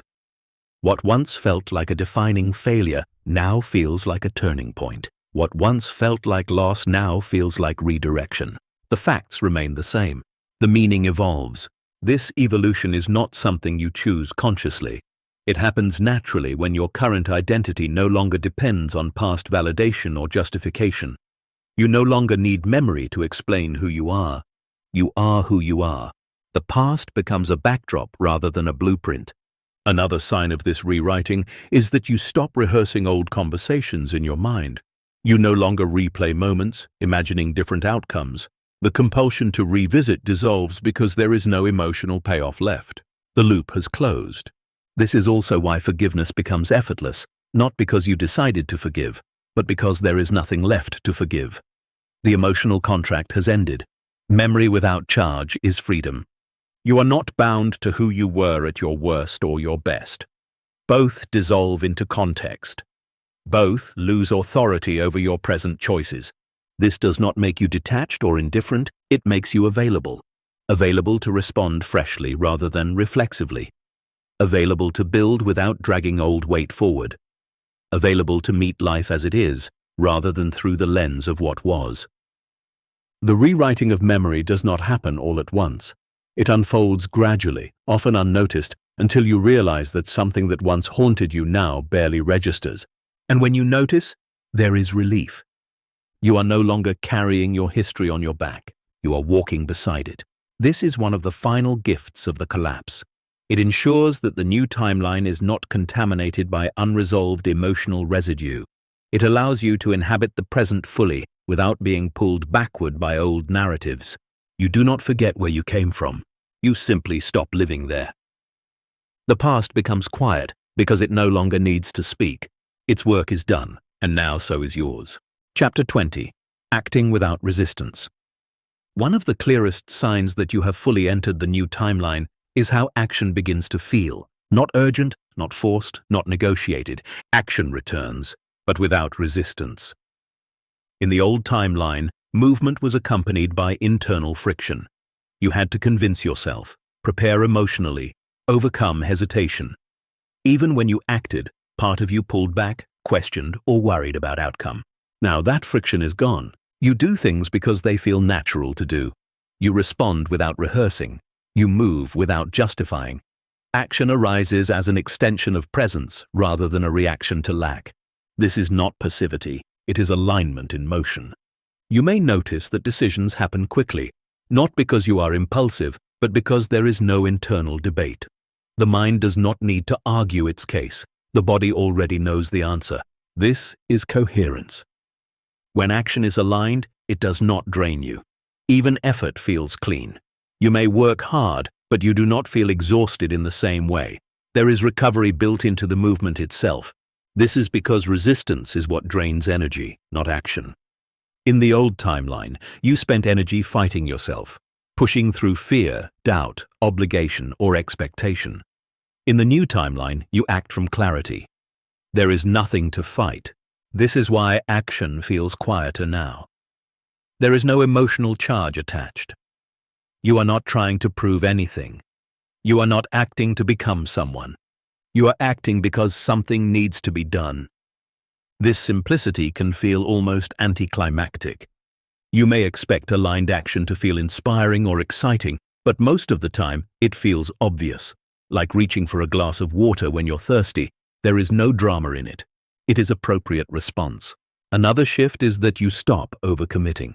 You no longer say yes out of habit or guilt. You do not push yourself into situations that feel off. Boundaries arise naturally, without explanation. This is not defensiveness, it is discernment. Acting without resistance also means stopping when something is complete. You no longer push beyond usefulness. You rest without guilt. You pause without anxiety. You trust the rhythm of engagement and withdrawal. This creates sustainability. The new timeline is not built on sacrifice. It is built on responsiveness. You respond when movement is required. You rest when integration is needed. Neither state is wrong. This is a balanced system. You may also notice that when something is not aligned, you feel resistance immediately. Not as fear, but as tension or heaviness. This resistance is no longer something to overcome. It is information. You listen to it. This prevents unnecessary struggle. You no longer need collapse to correct direction. You sense misalignment early and adjust gently. This is mastery. Acting without resistance does not mean life becomes easy in every way. Challenges still exist. Problems still arise. But your relationship to them has changed. You meet them with clarity rather than overwhelm. You are not bracing against life. You are engaging with it. This engagement feels grounded, present, stable. You are no longer split between doing and being. Action becomes an expression of being. This is why the new timeline feels sustainable. There is no burnout cycle, no buildup of resentment, no need to escape your own life. You are not living against yourself. You may find that others notice this shift before you do. They sense ease, confidence, calm, not because you are trying to project it, but because it is no longer obstructed. Alignment has momentum of its own. It does not require effort to maintain. It requires honesty. Acting without resistance is the natural result of everything that came before. The collapse removed what was misaligned.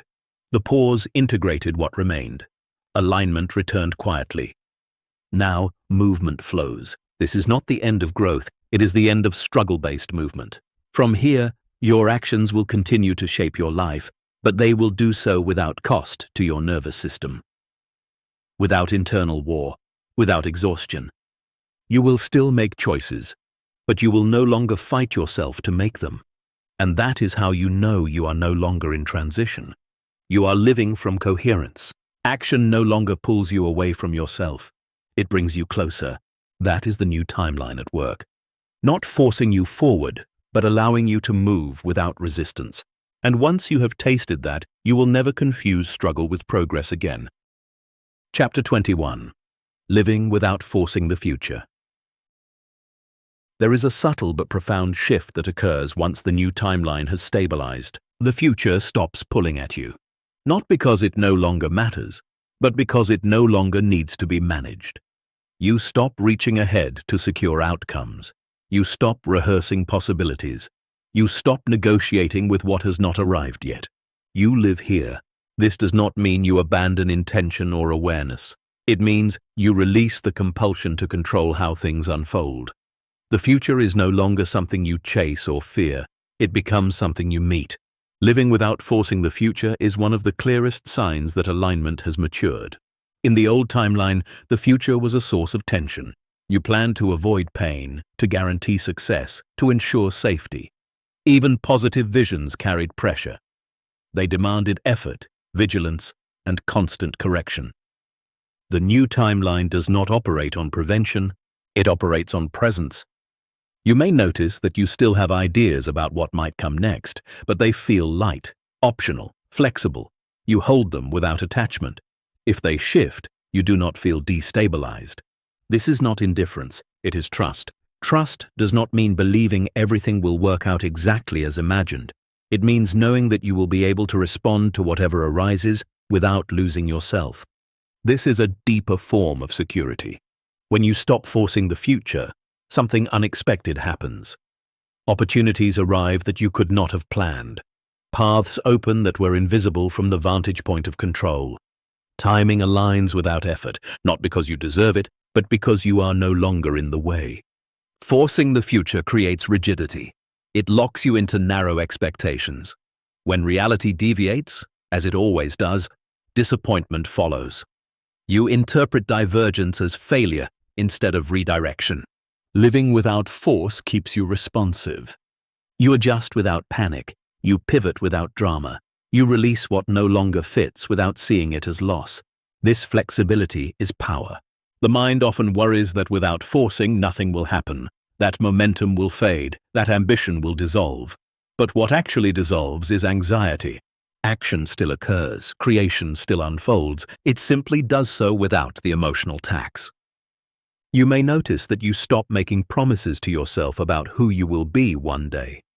You stop using the future as motivation or threat. You stop postponing peace until conditions change. You are already allowed to be here. This presence changes how you relate to time. Days feel complete rather than preparatory. You are no longer living towards something. You are living from something, from coherence. This does not mean you never think ahead. It means thinking ahead does not govern your nervous system. It does not define your worth or determine your emotional state. You plan when it is practical. You let go when it is not. This balance creates sustainability. Living without forcing the future also changes how you relate to uncertainty. Unknowns no longer feel like threats. They feel like open space. You trust that clarity will arrive when needed, not before. You stop demanding answers too early. This patience is not passive, it is intelligent. You have learned through collapse that forcing outcomes creates misalignment. You have felt the cost of premature certainty.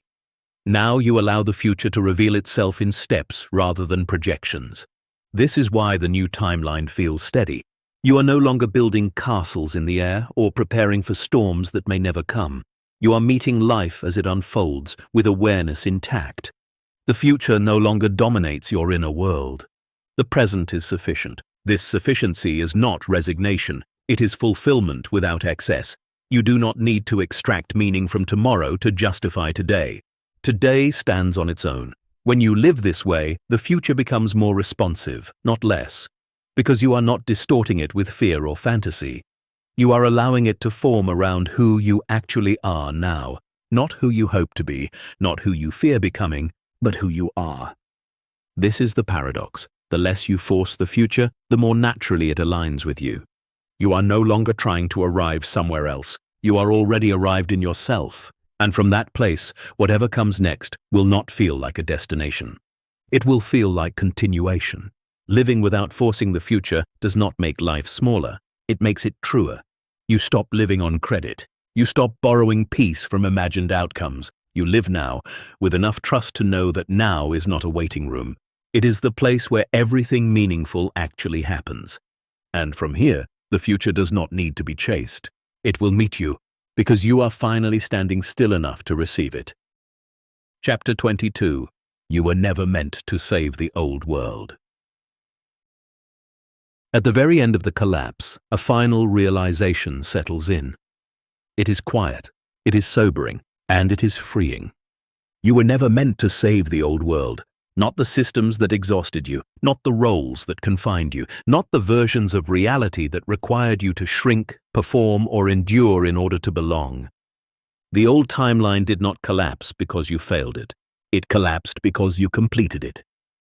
Many people carry a hidden burden through transition, the belief that if they leave, something will be lost, that their departure means abandonment, that staying loyal to what was is a form of responsibility or love. But loyalty to what no longer fits becomes self-erasure. You were not meant to repair a structure you outgrew. You were not meant to carry forward beliefs, expectations, or identities that could not evolve with you. And you were not meant to drag others across thresholds they are not ready to cross. The collapse was not a betrayal. It was permission. Permission to stop translating yourself. Permission to stop compensating. Permission to stop holding together realities that were already fracturing. The old world does not need saving. It needs completion. This realization can carry grief. Not grief for what was wrong, but grief for what once felt meaningful, for the hope that things could be different there, for the belief that if you tried harder, loved better, sacrificed more, the old timeline could transform with you. But timelines do not transform through force. They transform through succession. What comes next does not erase what came before. It renders it finished. The lessons remain. The growth remains. The wisdom integrates. But the structure itself is allowed to dissolve. You are not responsible for holding it up. This is the final release. You stop looking back to see who you left behind. You stop explaining why you moved on. You stop justifying the quiet certainty that told you to step forward. You understand now that staying would not have saved anything. It would have delayed what was inevitable. You were not meant to fix the old world because the old world was built to teach you what you needed to learn. Once that learning was complete, its purpose ended. This does not make it wrong. It makes it finite. And finiteness is not failure. It is design. The new timeline you are living in does not require rescue. It does not require defense. It does not require you to prove its validity.